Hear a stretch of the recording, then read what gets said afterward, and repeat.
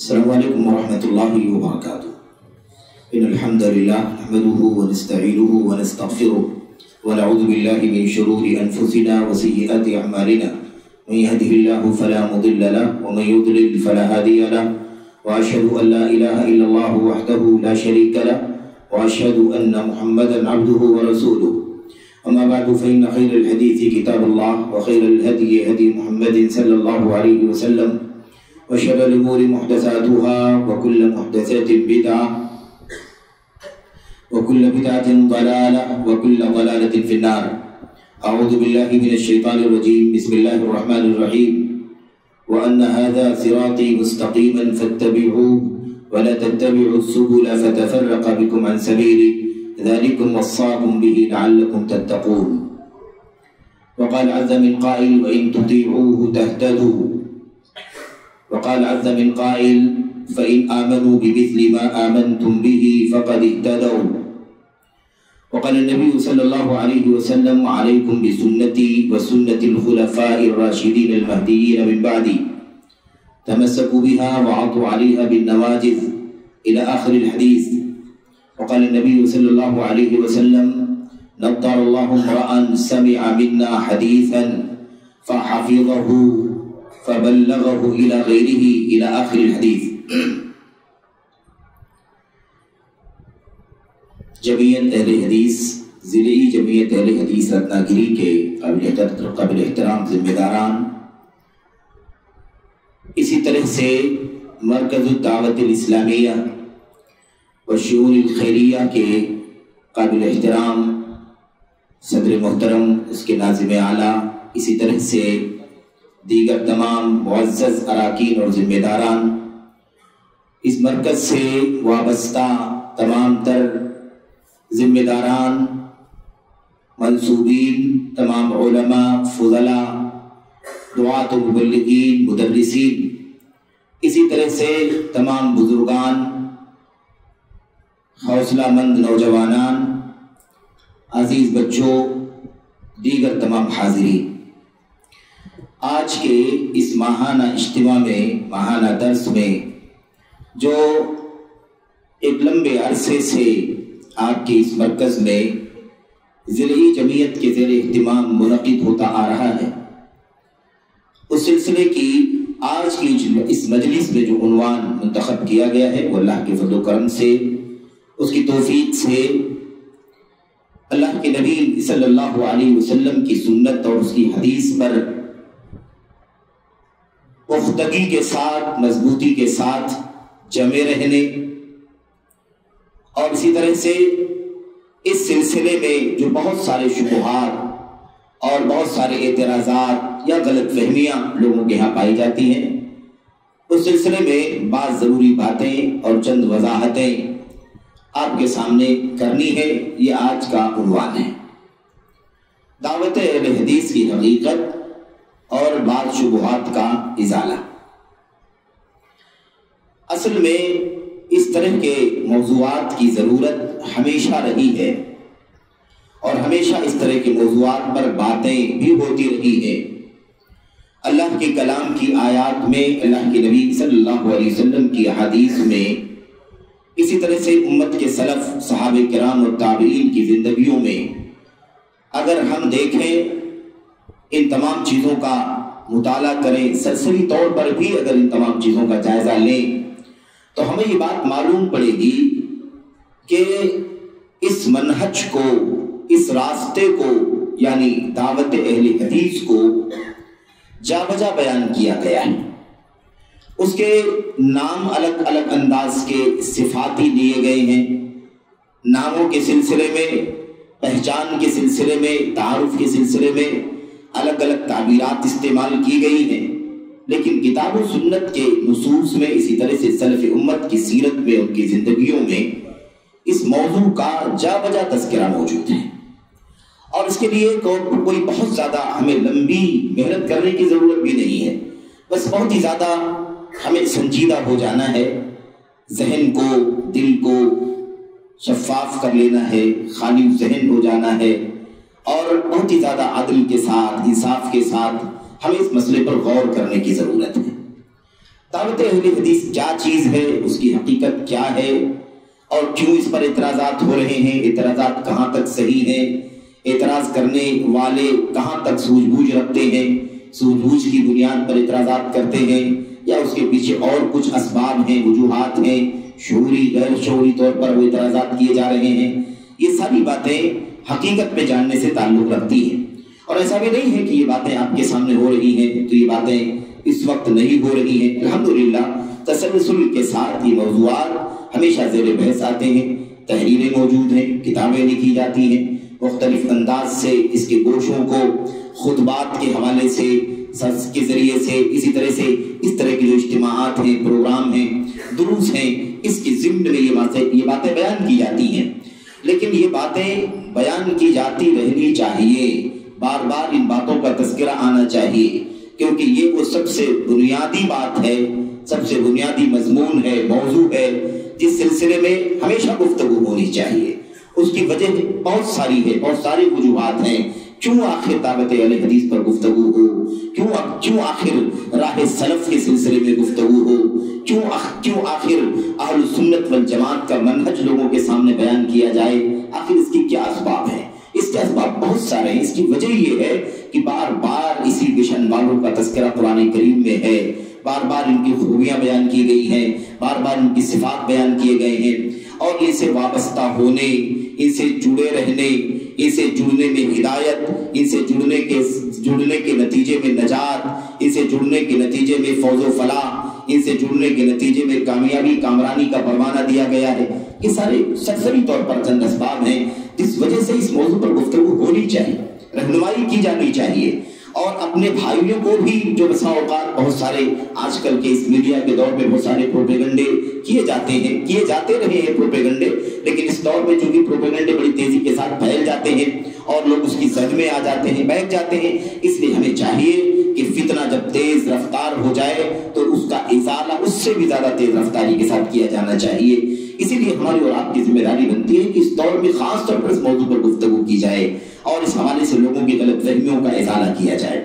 دیکھیں، اسی مقصد کے پیش نظر ذمہ داران مرکز نے اور ضلعی جمعیت کے اراکین اور ذمہ داروں نے اس موضوع کو منتخب کیا تاکہ ہم اور آپ اہل حدیث کی دعوت کیا ہے، اس کی حقیقت کو ہم خود سمجھیں، اور ہم جانتے ہیں تو اسے اثر و اپنے ذہنوں میں، اپنے دلوں میں تازہ کر لیں اور اپنے دلوں میں خوشی کا، مسرت کا احساس کریں، اور اسی طرح سے اللہ تبارک و تعالیٰ کی حمد کریں کہ اللہ تعالیٰ نے ہمیں اور آپ کو اس دعوت سے وابستہ ہونے کی توفیق عطا فرمائی ہے، اس راہ سے اللہ تبارک و تعالیٰ نے ہمیں جڑنے کی توفیق عطا فرمائی ہے، اسی مشن پر اللہ عز و جل نے ہمیں کاربند رکھا ہے، اور اسی پر کاربند رہیں، اس وقت کاربند رہیں جب تک دنیا میں رہیں، جب دنیا سے جائیں تو اسی منہج کے ساتھ دنیا سے جائیں، کیونکہ اسی پر دنیاوی سرخروئی ہے، دنیاوی کامیابی اور کامرانی ہے، آخرت کی فوز و فلاح ہے، جنت سے ہمکناری ہے اور جہنم سے نجات ہے۔ یہ ساری چیزیں ہماری زندگی اور آخرت کے لیے سب سے بڑا سرمایہ ہے، اس کے بغیر ہماری زندگی کا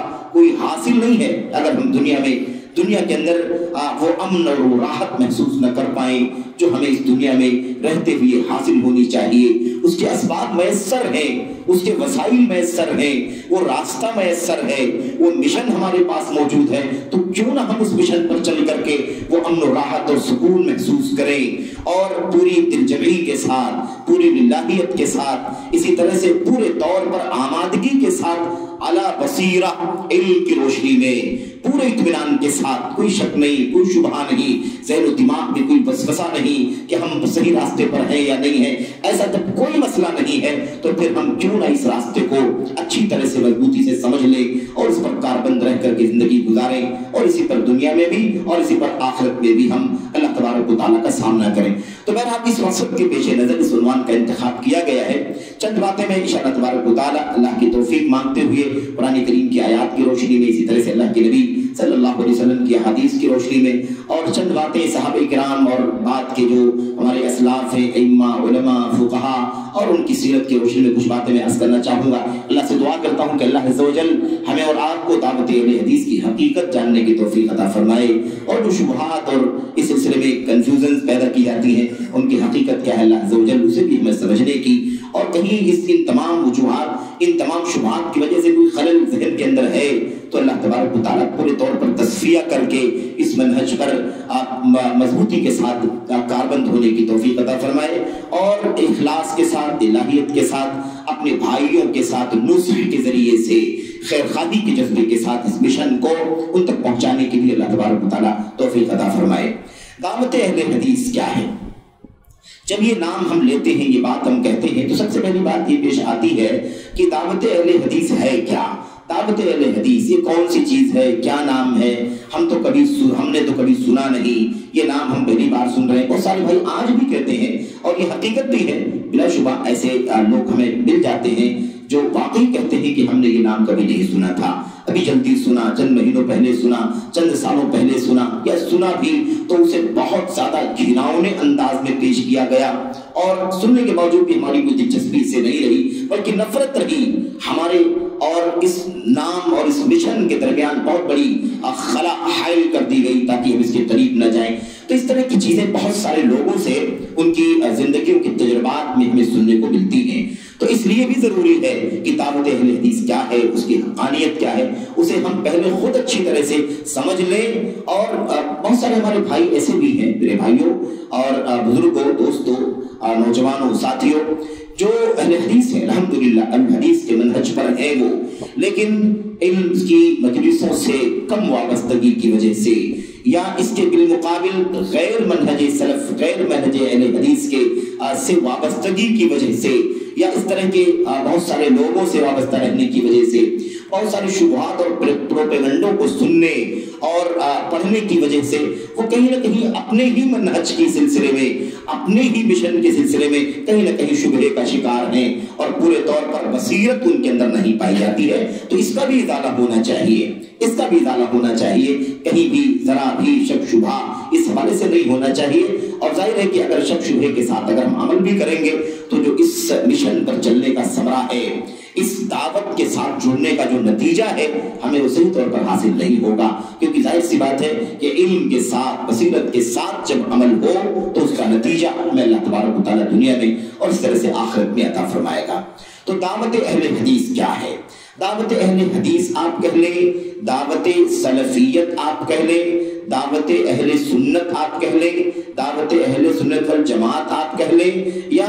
ان کے اور بھی جو نام دوسرے ملکوں میں پائے جاتے ہیں۔ ہم نے شروع میں کہا کہ اس مشن ایک مشن ہے، ایک راستہ ہے جس کے بہت سارے نام ہیں، اور وہ نام صفاتی ہیں، وہ تعبیرات صفات بیان کرتی ہیں، اس کی حقیقت کا کوئی پہلو واضح کرتی ہے، اس حساب سے اس کا نام ہے۔ اور یہ سارے نام کہیں نہ کہیں دلائل کے ساتھ ثابت ہیں، موجود ہیں، کتاب اللہ کی آیات میں، نبی کریم صلی اللہ علیہ وسلم کی سنتوں میں، سلف امت کے آثار میں، ان کی فرمودات میں یہ سارے صفاتی نام اور الفاظ موجود بھی ہیں۔ اس میں کوئی ایسی چیز نہیں ہے کہ کوئی آج کھڑا ہو اور کہنے لگے کہ یہ نام بدعت ہے، یا اس نام کی کوئی اصلیت حقیقت سلف کے اندر موجود نہیں ہے، قرآن میں نہیں ہے، سنت میں نہیں ہے، یا ائمہ کے یہاں موجود نہیں ہے، یہ نام آپ لوگ کہاں سے لے آئے؟ کوئی ایک بھی نام آپ کو ایسا صفاتی نہیں ملے گا جس کا کوئی مستدل نہ ہو، جس کی کوئی دلیل نہ ہو، جہاں سے وہ نام نکل کر کے آتا ہو، ثابت ہوتا ہو۔ میرے بھائیوں، تو آپ یہ سارے نام کہہ لیں، اس دعوت کی حقیقت، یا آپ مختلف ملکوں کے اندر، کیونکہ یہ بات اس لیے بیان کرنی ضروری ہوتی ہے کیونکہ آج دنیا جو ہے جیسا کہ لوگ کہتے ہیں گلوبل ولیج بن چکی ہے، ایک گاؤں کی شکل، چھوٹے سے گاؤں میں سارا آدمی ہر ایک سے واقف ہوتا ہے، ایسی صورتحال ہو گئی ہے۔ تو اگر مثال کے طور پر ہمارے وطن عزیز ہندوستان کے اندر، ہمارے ملک کے اندر، اگر جنوبی ہندوستان کے صوبہ کیرلا کے اندر اگر ندوۃ المجاہدین کے نام سے اگر اس مشن کو جانا جاتا ہو تو کوئی بات نہیں، ندوۃ المجاہدین کی حقیقت کیا ہے، اس کی دعوت کی حقیقت کیا ہے۔ یا ایسے ہی مثال کے طور پر مصر کے اندر انصار السنت المحمدیہ کے نام سے اگر اس کو جانا جاتا ہو تو اس دعوت کا، انصار السنت المحمدیہ کی دعوت کی حقیقت کیا ہے۔ آپ کوئی بھی نام صفاتی لے لیں، کوئی فرق نہیں پڑتا اس سے۔ آپ یہ سمجھیں کہ یہ دراصل ایک راستہ ہے، اس راستے کی مختلف خوبیاں ہیں، اس کی مختلف خصوصیات ہیں، اس کے بہت سارے امتیازات ہیں، اور انہی خصوصیات، انہی خوبیوں اور انہی امتیازات کے ساتھ لوگوں نے اسے یاد کر لیا ہے۔ اللہ کی کتاب میں چند صفات، اللہ کے نبی کی سنتوں میں چند صفات، حضرات صحابہ کرام کی زندگیوں میں چند صفات، اس کے بعد کیا اعتبار پہ چند صفات، کوئی بھی آپ نام لے لے، تو اس میں کوئی ایسا مسئلہ نہیں ہے کہ کوئی آج ہمارا بھائی کھڑا ہو اور نہ جانتے بھی علم کی بنیاد پر کہنا شروع کر دے کہ یہ دیکھو یہ لوگ آپس میں مختلف ہیں، ان کے اندر خود آپس میں اختلاف ہے، انہیں خود نہیں پتا ہے کہ کتنے فرقے ہیں، کوئی یہ نام لیتا ہے، کوئی جامی کہتا ہے، کوئی مثال کے طور پر ہمیں مختلف آج کل کے علماء، کوئی ہمیں بازی کہتا ہے، کوئی البانی کہتا ہے، کوئی اور مختلف نام. یہ بہت بڑی غلط فہمی ہے، بہت بڑی نادانی ہے. اصل میں یہ سارے نام صفاتی ہیں، اور اگر یہ صفاتی نام بیان کرنا، بولنا، لینا غلط ہے تو آپ یہ سمجھیں کہ یہ بہت بڑا الزام ہے، یہ تقلید اور یہ خطا کار قرار دینا بہت بڑا جرم ہوگا. کیوں؟ اس لیے کہ خود نبی کریم صلی اللہ علیہ وسلم کی حدیثوں میں اس راستے کے راہیوں کو مختلف ناموں سے یاد کیا گیا ہے. کہیں کسی کو طائف منصورہ کہا گیا، کہیں کسی کو فرقہ ناجیہ کہا گیا، کہیں کسی کو الجماعہ کہا گیا، کہیں کسی کو اہل السنہ کہا گیا، کہیں کسی کو حدیث کے عاملین کہا گیا، کہیں کسی کو سنت کے عاملین کہا گیا، حاملین کہا گیا. اس لیے یہ کوئی عیب کی بات نہیں ہے، یہ کوئی عیب کی بات نہیں ہے، بلکہ یہ اس مشن کی جامعیت ہے، یہ اس مشن کا، اس راستے کا یہ امتیاز ہے کہ اس کے اندر اتنی ساری خوبیاں پائی جاتی ہیں جو اللہ کی کلام، نبی کی سنت اور صحابہ اور سلف اور بعد کے لوگوں کی سیرت میں ان کے آثار کے اندر پائی جاتی ہیں. تو بہرحال اس کے مختلف نام ہیں، صفاتی نام ہیں. اس دعوت کی حقیقت کیا ہے؟ یہ دعوت دراصل اللہ کے کلام اور اللہ کی نبی صلی اللہ علیہ وسلم کے فرمان کی دعوت ہے. کتاب اللہ کی طرف بلانا، سنت رسول صلی اللہ علیہ وسلم کی طرف بلانا. ہم کسی اور کی طرف نہیں بلاتے، ہم اللہ کی کتاب کی طرف بلاتے ہیں، اللہ کے نبی صلی اللہ علیہ وسلم کی سنتوں کی طرف بلاتے ہیں. اور نام کے بارے میں اختلاف اس لیے بھی نہیں ہونا چاہیے کہ اللہ تبارک نام، یعنی کوئی نام ڈھونڈنے کی ضرورت بھی نہیں ہے، اس لیے کہ سارے نام صفاتی ہیں. اصل تو مشن ہے، اصل تو راستہ ہے. یا ایھا الذین آمنوا اطیعوا اللہ واطیعوا الرسول واولی الامر منکم فان تنازعتم فی شیء فردوه الی اللہ والرسول ان کنتم تؤمنون باللہ والیوم الآخر ذلک خیر واحسن تأویلا. اللہ تبارک و تعالی نے فرمایا اے لوگو، اے ایمان والو، اللہ کی اطاعت کرو، اللہ کے کا کہا مانو، اس کے رسول صلی اللہ علیہ وسلم کا کہا مانو. وَأُولِي الْأَمْرِ مِنْكُمْ، اور اپنے معاملات کے ذمہ داروں کی اطاعت کرو، اللہ تبارک و تعالیٰ کی اطاعت کرو، اس کے رسول صلی اللہ علیہ وسلم کی اطاعت کرو، اور اپنے معاملات کے ذمہ داروں کی.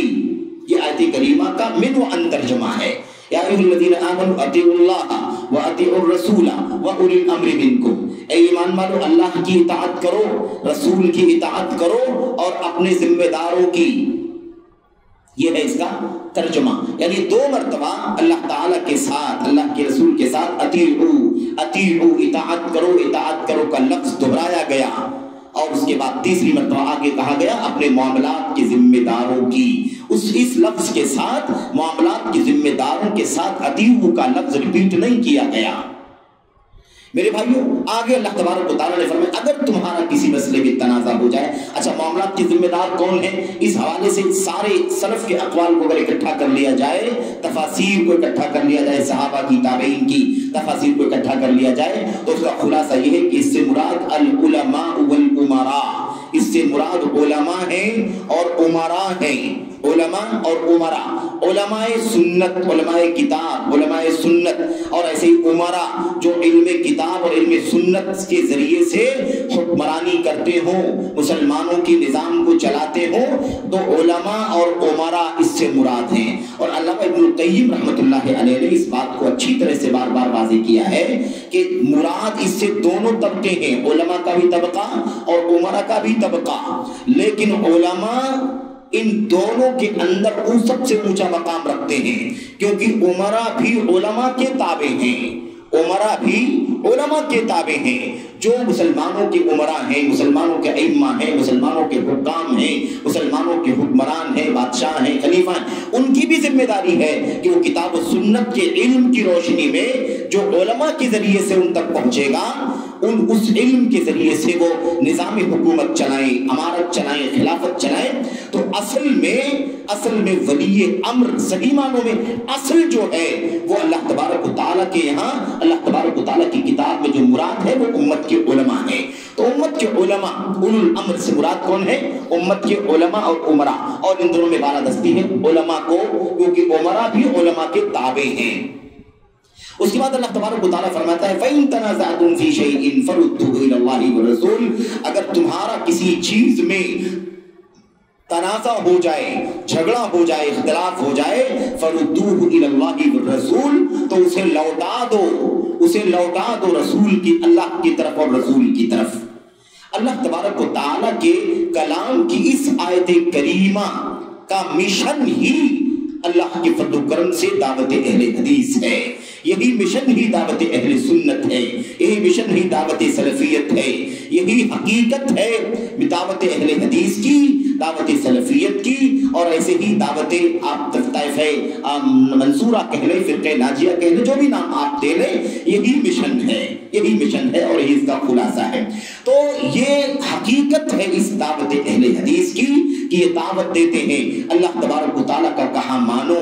اللہ کے رسول صلی اللہ علیہ وسلم کا کہا مانو، اور اپنے ذمہ داروں کا کہا بھی مانو جب تک وہ اللہ کی کتاب اور نبی کی سنت کے مطابق بتائیں۔ آگے اللہ نے فرمایا جھگڑا ہونے کی صورت میں تیسرا آپشن نہیں رہے گا، اولو الامر، معاملات کی ذمہ دار علماء یا معاملات کی ذمہ دار عمرا، یہ اختلاف کے بعد مرجع کی حیثیت سے صرف اور صرف اللہ تبارک و تعالیٰ کی طرف لوٹنا ہوگا، اور صرف نبی کریم صلی اللہ علیہ وسلم کی سنت کی طرف لوٹنا ہوگا۔ مفسرین نے اپنی تفسیروں کے اندر لکھا اللہ کی طرف لوٹاؤ، اس کے رسول کی طرف لوٹاؤ، اللہ کی طرف لوٹانے کا معنی اس وقت جب یہ کلام الہی، یہ آیت کریمہ کلام الہی میں اتری ہے، اس وقت بھی اللہ کی طرف لوٹانے کا مطلب اللہ کے کلام کی طرف لوٹانا ہے، اللہ کے کلام قرآن کریم کی طرف لوٹانا ہے، اور اللہ کے رسول کی طرف لوٹانے کا مطلب اس وقت جب یہ آیت کریمہ اتری ہے اور جب تک نبی کریم صلی اللہ علیہ وسلم زندہ تھے تب تک براہ راست آپ کی طرف لوٹانا تھا، آپ سے پوچھنا تھا، آپ سے استفتاء کرنا تھا، آپ سے رجوع کرنا تھا، اور آپ کی وفات کے بعد اب یہ رسول کی طرف لوٹانے کا مطلب آپ کی سنتوں کی طرف لوٹانا، آپ کی حدیث کی طرف لوٹانا، یہ اس آیت کریمہ کا معنی ہے۔ تو اس پوری آیت کریمہ کا جو فحوہ ہے، اس کا جو مضمون اور خلاصہ ہے، وہی دعوت اہل حدیث ہے، اور اس کے نمونے، اس کے گوشے، اس کے رجحات، اس کی مثالیں اور دیگر بہت سارے حوالے آپ کو دین اسلام کے تمام پہلوؤں میں مل جائے گا جو دعوت اہل حدیث کی حقیقت ہے۔ تو دعوت اہل حدیث کی حقیقت یہی ہے کہ اللہ اور اس کے رسول کی طرف لوٹانا، اور امت کے علماء اسی کی رہنمائی میں لوگوں کو گائیڈ کریں، امت کے عمرا اسی کی روشنی میں نظام حکومت اور مملکت چلائیں، لیکن اگر اختلاف ہو جاتا ہے تو پھر اس کے بعد مرجع اللہ کی کتاب اور مرجع نبی کریم صلی اللہ علیہ وسلم کی سنت کو بنایا جائے گا، اس معنی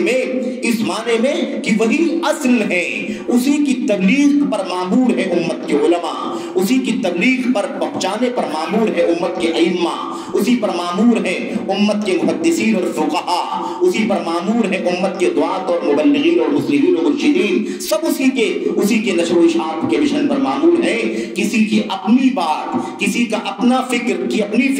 کسی کا اپنا نظریہ، کسی کی اپنی سوچ، یا کسی کا اپنا قیاس، کسی کی اپنی رائے، یا کسی کی اپنی عقلانیت، یا کسی کا اپنا خواب، یا کسی کا اپنا الہام، یا کسی کی اپنی کرامت، یا کسی کا اپنا کشف، اس طرح کا کوئی بھی مسئلہ مرجع کی حیثیت سے دین اسلام کے اندر نہیں ہے۔ مرجعیت اللہ تبارک و تعالیٰ کی کتاب کو ہے، مرجعیت نبی کریم صلی اللہ علیہ وسلم کی سنت کو ہے۔ یہی وجہ ہے کہ ہم نے یہ نام خود نہیں رکھا، یہ نام خود نبی کریم صلی اللہ علیہ وسلم نے رکھ دیا، اللہ کے کلام کے اندر یہ لفظ استعمال ہو گیا، صحابہ کرام کی زندگیوں میں لفظ استعمال ہوا، ان کے بعد کے ادوار میں بھی یہ نام مختلف تعبیرات میں استعمال ہوا۔ میرے بھائیوں، میرے بزرگوں، اللہ کے کلام، اللہ کے نبی صلی اللہ علیہ وسلم کے فرمان میں بہت ساری باتیں موجود ہیں۔ میں ایک دو باتیں آپ کے سامنے عرض کروں گا تاکہ اس دعوت کی حقیقت جو ہے وہ سامنے آ جائے، اور پھر اس کے بعد اس سلسلے میں جو چند شبہات ہیں ان شبہات کا تذکرہ میں آپ کے سامنے کرنا چاہوں گا۔ بہت زیادہ لمبی بات کرنے کی ضرورت بھی نہیں ہے، کیونکہ یہ ایسا مشن ہے جس میں کوئی ظاہر اور باطن نہیں ہے. یہ وہ مشن ہے جس کا ظاہر بھی وہی ہے, باطن بھی وہی ہے, جس کے اندر کوئی تاریکی اندھیرے کا, تاریکی اور اجالے کا فرق نہیں ہے. اس کا اجالا بھی وہی ہے, اندھیرا بھی وہی ہے. اس میں کوئی چیز گپت نہیں ہے, کوئی چیز راز کی نہیں ہے, کوئی چیز سر کی نہیں ہے کہ سامنے یہ کہا جائے مشن اندر چھپا ہوا ہو, دعوت اس بات کی دی جائے اور مقصد اور ہدف اندر کچھ اور چھپا ہوا ہو. نہیں نہیں, ہرگز نہیں. کسی بھی مشن کے اندر, کسی بھی مسئلے کے اندر, کسی بھی گوشے کے اندر اس ہدف, اس مقصد, اس مشن کا جو ہدف اور غرض و غایت ہے وہ بالکل واضح ہے. اس میں کوئی بھی پیچیدگی نہیں ہے, کوئی بھی الجھن نہیں ہے, کوئی بھی شبہ نہیں ہے کہ سامنے دعوت یہ ہو اور پیچھے اس کے مقصد یہ ہو. میرے بھائیوں, میرے بزرگوں, کیونکہ یہ وہ اصل دین ہے, یہ وہ اصل مشن ہے جو اللہ تبارک و تعالیٰ کی طرف سے نبی محترم صلی اللہ علیہ وسلم لے کر کے آئے, اور آپ نے 23 سالہ زندگی میں دنیا کے سامنے پیش کیا, اور اس کے بعد آپ کی وفات کے ساتھ ہی یہ سلسلہ ختم ہو گیا اور یہ پوری ذمہ داری امت کے علماء کے سروں پر آ گئی. اب جو اس مشن کے علماء ہیں ان کی ذمہ داری ہے کہ وہ اس مشن کو اسی جذبے کے ساتھ, اسی سوچ اور فکر کے ساتھ آگے کی نسلوں تک پہنچائیں, کیونکہ اب کوئی نبی آنے والا نہیں ہے. یہ وارثین انبیاء کا کام ہے کہ اسے وہ آگے بڑھائیں, اور اس وراثت کو سب سے پہلے صحابہ نے سیکھا, اور اس کے بعد اسے تابعین, اور پھر اس کے بعد تابعین, تابعین, پھر اس کے بعد سلسلہ وار یہ مسئلہ میرے بھائیوں یہاں تک پہنچا ہے, اور انشاءاللہ تبارک و تعالیٰ قیامت تک پہنچے گا. تو دعوت اہل حدیث کی جو حقیقت ہے وہ یہی ہے میرے بھائیوں. اہل حدیث, اہل سنت, سلفی, طائفہ منصورہ, فرقہ ناجیہ, اور جس کو کہتے ہیں حزب السلامہ ترکیہ وغیرہ کے اندر, اور ایسے ہی انصار السنت المحمدیہ, اور ایسے ہی ندوۃ المجاہدین, یا جس نام سے بھی جانا جاتا ہو, ان کا مشن یہی ہے کہ اصل اللہ تبارک و تعالیٰ کی کتاب اور نبی کی سنت ہے. جیسے اس قرآن میں اترا, نبی کی سنت میں اترا, ایسے ہی اسے صحابہ نے دیکھا, سنا, سمجھا, اللہ کے نبی کے سامنے جب تک زندہ تھے عمل کیا, اور اس کے بعد اسی پر بعد میں بھی عمل کرتے رہے, پوری امانت دیانتداری کے ساتھ اسے پہنچاتے رہے, اور اسی پر ہمیں بھی چلنا ہے. یہی دعوت اہل حدیث کی حقیقت ہے. اس کا مطلب واضح ہو گیا. ہم نے اشاروں میں بات کہی کہ اس کے سوا کوئی بھی مرجع نہیں ہے, نہ کسی کی ذات ہے, نہ کسی کی شخصیت ہے, نہ کسی امام کی اپنی بات ہے, نہ کسی فقیر کی اپنی بات ہے, نہ کسی محدث کی اپنی بات ہے. حتیٰ کہ اگر وہ انبیاء بھی بالفرض جو دنیا میں نبوت کا تاج لے کر کے اپنے دور و ادوار میں آئے اور دنیا سے اللہ تبارک و تعالیٰ کی دین کا مشن تبلیغ کر کے پہنچا کر کے دنیا سے چلے گئے, اگر بالفرض وہ بھی واپس آ جائیں, زندہ ہو جائیں یا زندہ ہوتے, تب بھی نبی محترم صلی اللہ علیہ وسلم کے اس شریعت کے سامنے, قرآن کے سامنے, سنت کے سامنے, آپ کی باتوں کے سامنے, آپ کے عمل کے سامنے, آپ کی تقریرات کے سامنے, آپ کے فتاووں کے سامنے, آپ کے فیصلوں کے سامنے ہرگز قابل رجوع نہیں ہو سکتے. حضرت موسیٰ آ جائے ان کی بات کو نہیں مانا جائے گا, حضرت عیسیٰ آ جائے ان کی بات کو نہیں مانا جائے گا, بلکہ اللہ تبارک و تعالیٰ نے اس سے پہلے یعنی قرآن کریم سے پہلے جو کتابیں اتاری ان کتابوں کے اندر یہ مشن بیان کر دیا گیا تھا, یہ پیغام پہنچا دیا گیا تھا, اور اس کا حوالہ قرآن کریم کے اندر دے دیا گیا ہے کہ جتنے بھی انبیاء علیہ السلام دنیا میں آ رہے ہیں سب کو بتایا جا رہا ہے کہ آگے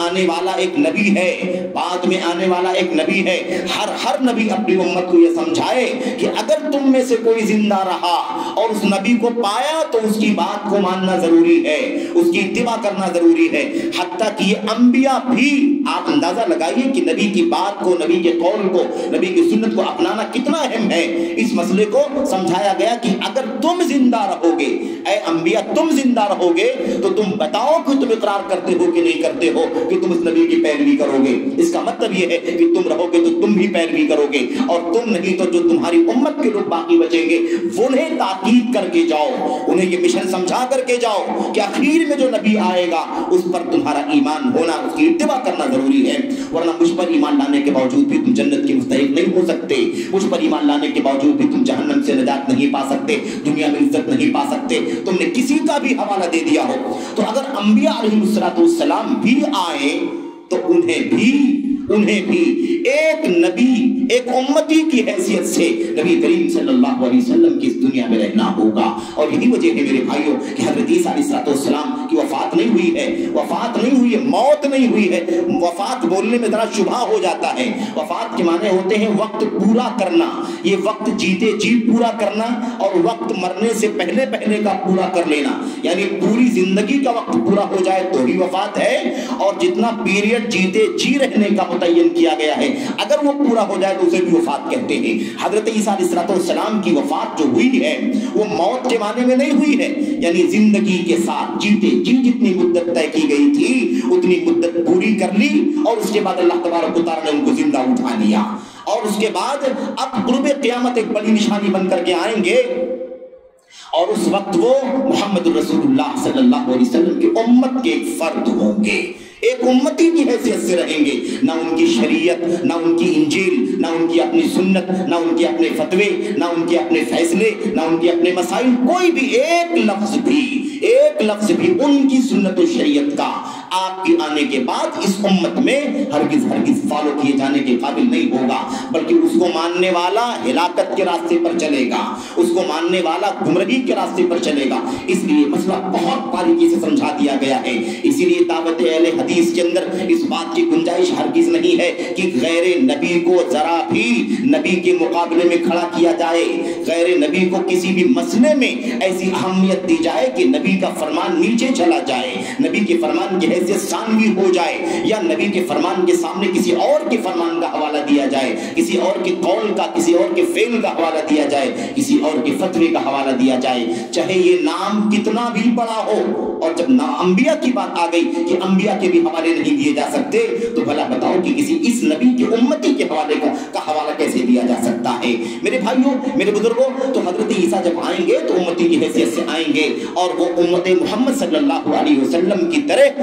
ساری سنت کو, سارے قرآن کو, سنت کو فالو کریں گے, اسی کے مطابق نظام چلائیں گے, اسی کے مطابق فیصلے کریں گے, اسی کے مطابق نماز پڑھائیں گے, پڑھیں گے. ایسے نہیں ہوگا جیسے ہمارے بعض بھائی کہتے ہیں, اللہ تعالیٰ انہیں نیک سمجھ عطا فرمائے, کہ تقلید کی گندگیوں میں اس طرح سے ڈوبے چلے جا رہے ہیں. میرے بھائیوں کی وہ کہتے ہیں کہ حضرت عیسیٰ جب آئیں گے تو وہ مسلک حنفی کے مطابق امت میں فیصلے کریں گے. یہ بڑا خطرناک مسئلہ ہے. آپ سوچئے کہ اللہ کا نبی ایک عیسیٰ علیہ السلام جو اللہ کے مقرب نبی ہیں, برگزیدہ پیغمبر ہیں, وہ آئیں گے تو نبی کی سنت کے مطابق عمل کریں گے. یہ اللہ تبارک و تعالیٰ اللہ کے کلام کی آیات کا اور اللہ کے نبی علیہ السلام کی سنتوں کا خلاصہ ہے. تقلید کی یہ جو سوچ ہے یہی وہ خطرناک سوچ ہے جس کا خمیازہ یہ امت آج تک بھگت رہی ہے. ورنہ مسائل کے جاننے کے لیے, سوالات کے جوابات جاننے کے لیے, فتوے پوچھنے کے لیے کسی اہل حدیث نے آج تک اس بات کی نفی نہیں کی ہے کہ وہ جس عالم سے بھی چاہے مسئلہ نہیں جانتا ہے تو پوچھ لے.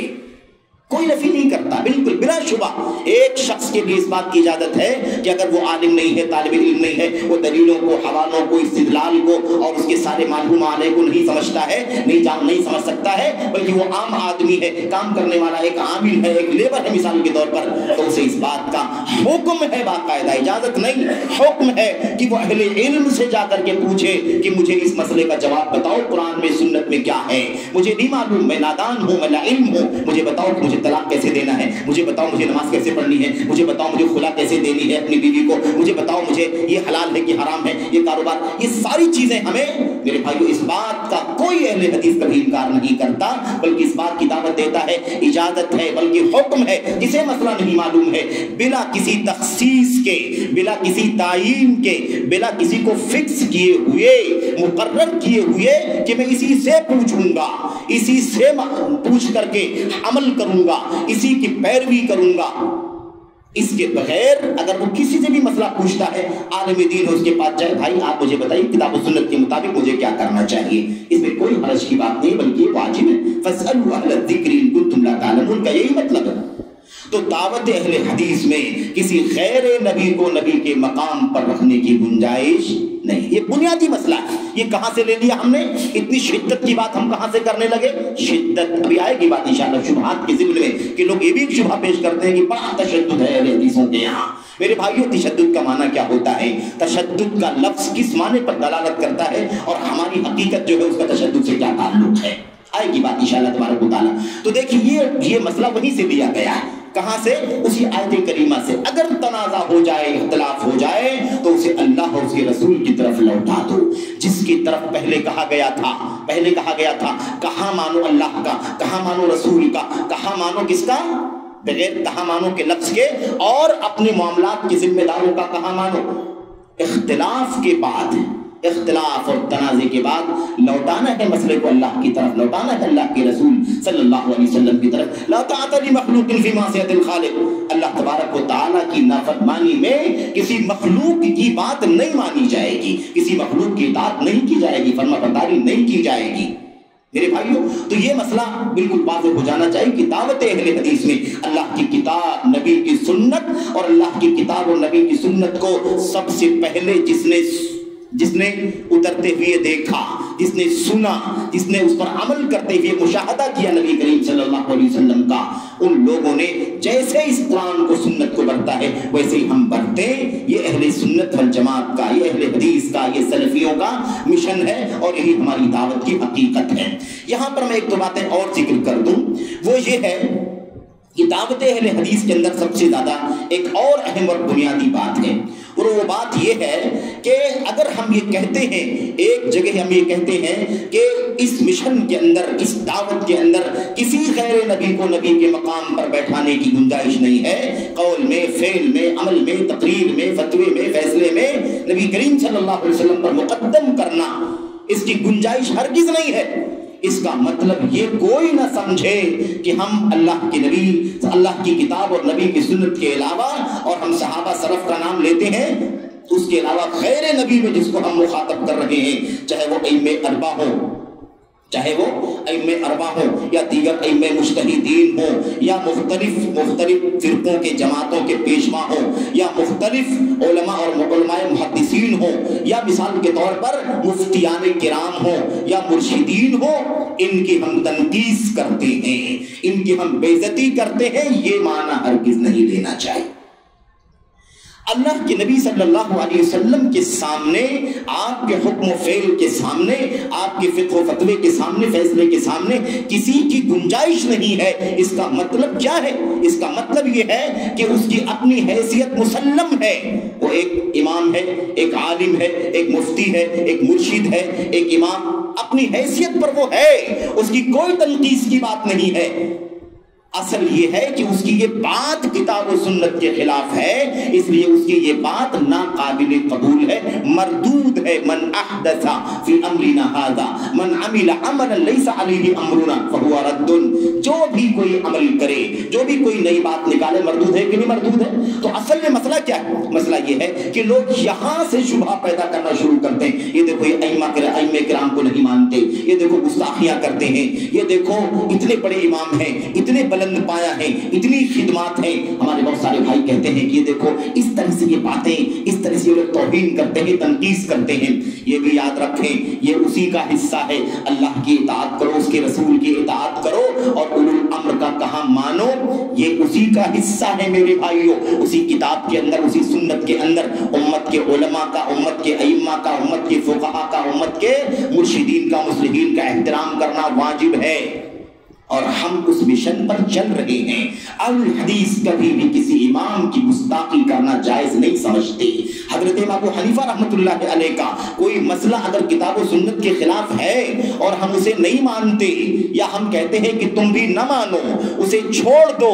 تو اس سے امام ابو حنیفہ رحمۃ اللہ علیہ کی تنقیص نہیں ہوتی ہے، بلکہ اس پر عمل کرنے سے اللہ تبارک و تعالیٰ کی تنقیص ہوتی ہے، نبی کریم صلی اللہ علیہ وسلم کی تنقیص ہوتی ہے. اور اس پر عمل نہ کرنے سے، چھوڑ دینے سے اللہ تبارک و تعالیٰ کا مقام، نبی کا مقام، تشریع کا، شریعت سازی کا مقام اپنی جگہ پر بحال رہتا ہے، اور امام کی عظمت بھی، اس کا مقام بھی جو اللہ نے دیا ہے وہ قائم رہتا ہے. میرے بھائیوں، میرے بزرگوں، اور یہ مسئلہ ایسا ہے، اس میں کوئی بہت زیادہ لمبی لمبی بات کرنے کی ضرورت بھی نہیں ہے، کیونکہ الحمدللہ اہل الحدیث کے یہاں یہ اتنا زیادہ وسعت ہے، اتنی زیادہ گنجائش ہے، کبھی کوئی اس کو اس انداز سے نہ دیکھے، نہ سوچے کہ ان کے یہاں تعصب ہے، ان کے یہاں ائمہ کی تنقیص ہے، بلکہ الحمدللہ ہم کسی بھی مسئلے میں قرآن کریم کی آیات کو دیکھتے ہیں، اللہ کے نبی کی سنتوں کو دیکھتے ہیں، صحابہ کرام کے اقوال و آثار کو دیکھتے ہیں، اسی کے ساتھ ساتھ امت کے ائمہ کی کتابوں کو کھولتے ہیں، ان کے فتاووں کا مطالعہ کرتے ہیں،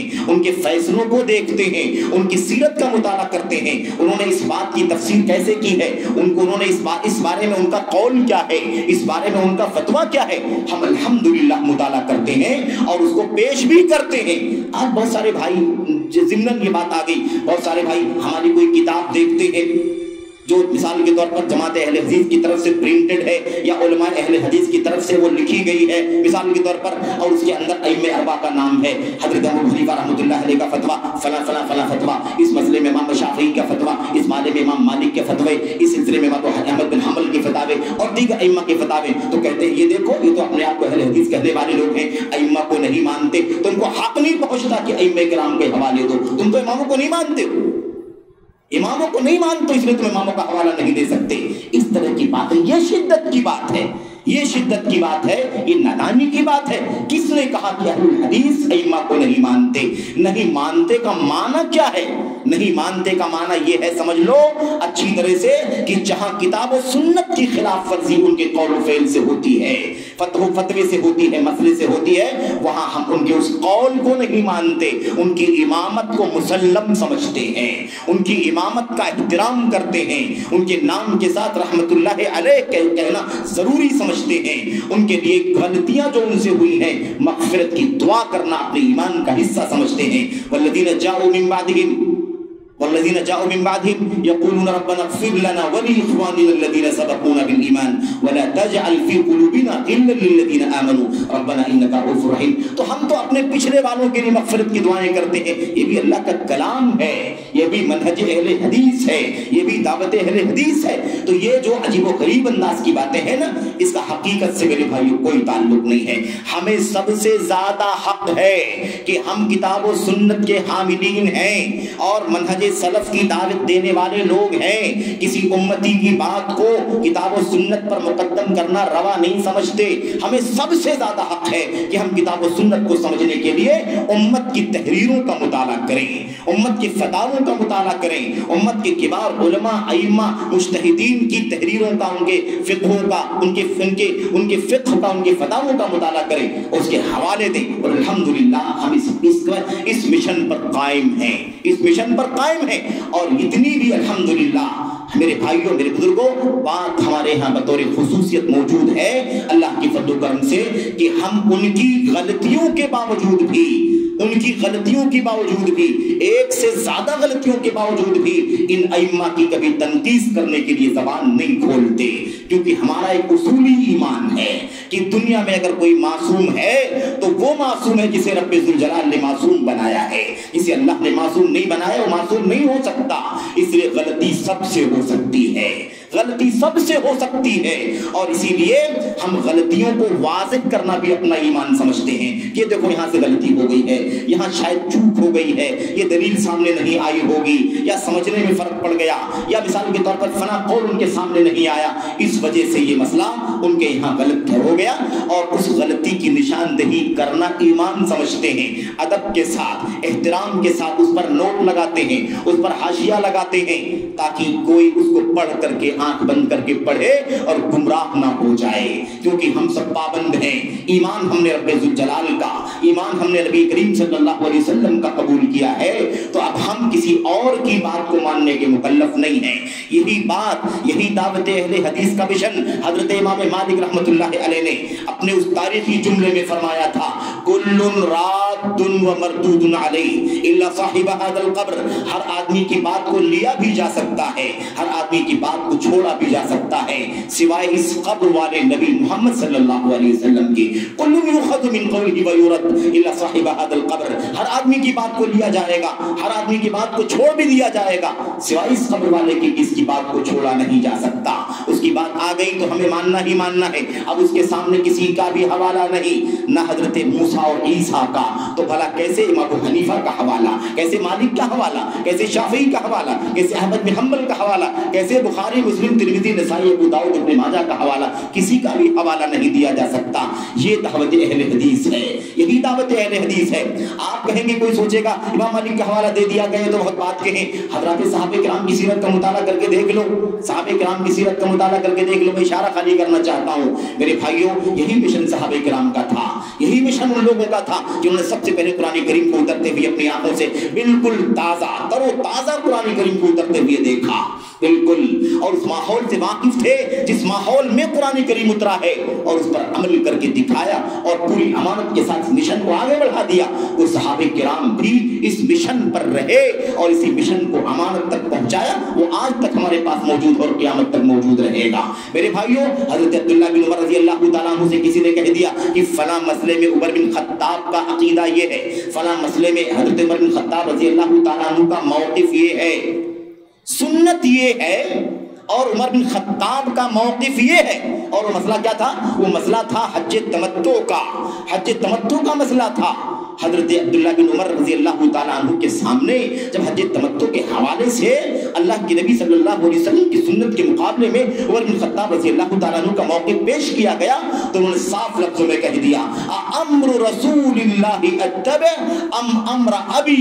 क्या मैं मोहम्मद रसूलुल्लाह सल्लल्लाहु अलैहि वसल्लम के हुक्म की पैरवी करूं या अपने बाप के हुक्म की पैरवी करूं? जाहिर है कि मैं पाबंद हूं अपने नबी के हुक्म की पैरवी करने का, इसलिए मैं नबी के पैरवी, नबी के हुक्म से कभी नहीं हट सकता। उमर ने कहा होगा, उनके पास उसकी कोई वजह होगी, कोई हवाला, कोई दलील उनके सामने नहीं आई होगी, या उनका कोई मौक़िफ़ होगा, उस मौक़िफ़ का इज़ाला किया जाए, लेकिन मैं पाबंद हूं मोहम्मद रसूलुल्लाह सल्लल्लाहु अलैहि वसल्लम की सुन्नतों का। तो आप देखिए, ऐसे ही एक मसले में हज़रत अब्दुल्लाह बिन अब्बास रज़ी अल्लाह तआला अन्हु से छेड़ दिया गया और कह दिया गया कि ये देखो तुम ये कहते हो, और उमर बिन खत्ताब, अबू बकर सिद्दीक और उमर बिन खत्ताब रज़ी अल्लाह तआला अन्हुमा ये कहते, तुम ये कहते हो और अबू बकर सिद्दीक और उमर बिन खत्ताब रज़ी अल्लाह तआला अन्हुमा इस मसले में ये कहते हैं। उमर बिन खत्ताब, अबू बकर सिद्दीक और उमर बिन खत्ताब रज़ी अल्लाह तआला अन्हु का हवाला, दुनिया में इस उम्मत में इनसे ऊंचे मकाम का मालिक कोई नहीं है। कहाँ अइम्मा, कहाँ उलमा, कहाँ फुक़हा, कहाँ मुहद्दिसीन, कहाँ मुज्तहिदीन, कोई हैसियत नहीं मेरे भाइयों इन दोनों उम्मत की सबसे बड़ी शख्सियतों के नाम के सामने। अंबिया अलैहिस्सलाम के दर्जे के बाद सबसे ऊंचा दर्जा रखने वाली दो अज़ीमुश्शान शख्सियतें मेरे भाइयों, बितरतीब अबू बकर और उमर, और उसके बाद हज़रत उस्मान और हज़रत अली बिन अबी तालिब। मेरे भाइयों, अबू बकर उमर का हवाला, उसके बावजूद भी अब्दुल्लाह बिन अब्बास रज़ी अल्लाह तआला अन्हु ने क्या कहा था? अराहुम सयहलकून, मेरा ख्याल है, मैं सोचता हूं कि बहुत जल्द ये हिलाक हो जाएंगे, बहुत जल्द ये हिलाक हो जाएंगे। मैं अल्लाह के नबी की हदीस बयान कर रहा हूं तुम्हारे सामने और तुम कहते हो काला अबू बकर व काला उमर, अबू बकर ने कहा, उमर ने कहा। भला तुम कैसे नबी की सुन्नत के सामने अबू बकर उमर की कौल को पेश करते हो?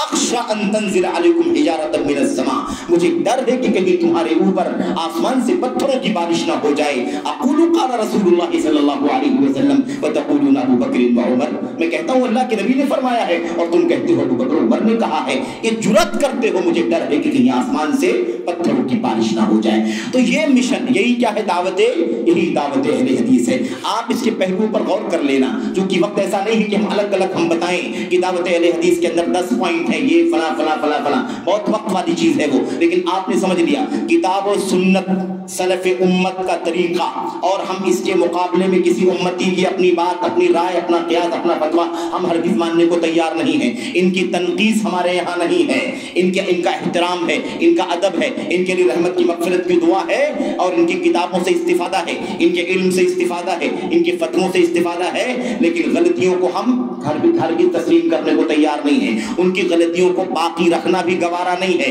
बल्कि उन गलतियों की निशानदही करना भी ज़रूरी है, क्योंकि यही امانت ہے کتاب و سنت کی، اور غلطیوں کی نشاندہی کرنے سے کوئی بے عزتی نہیں ہوتی ائمہ کی، کسی کی تنقیص نہیں ہوتی۔ اور اس مسئلے کو بھی سمجھنا ہے تو ایک نقطے سے سمجھ لو، حضرت عمر بن خطاب رضی اللہ تعالیٰ عنہ نے کہا تھا رحم اللہ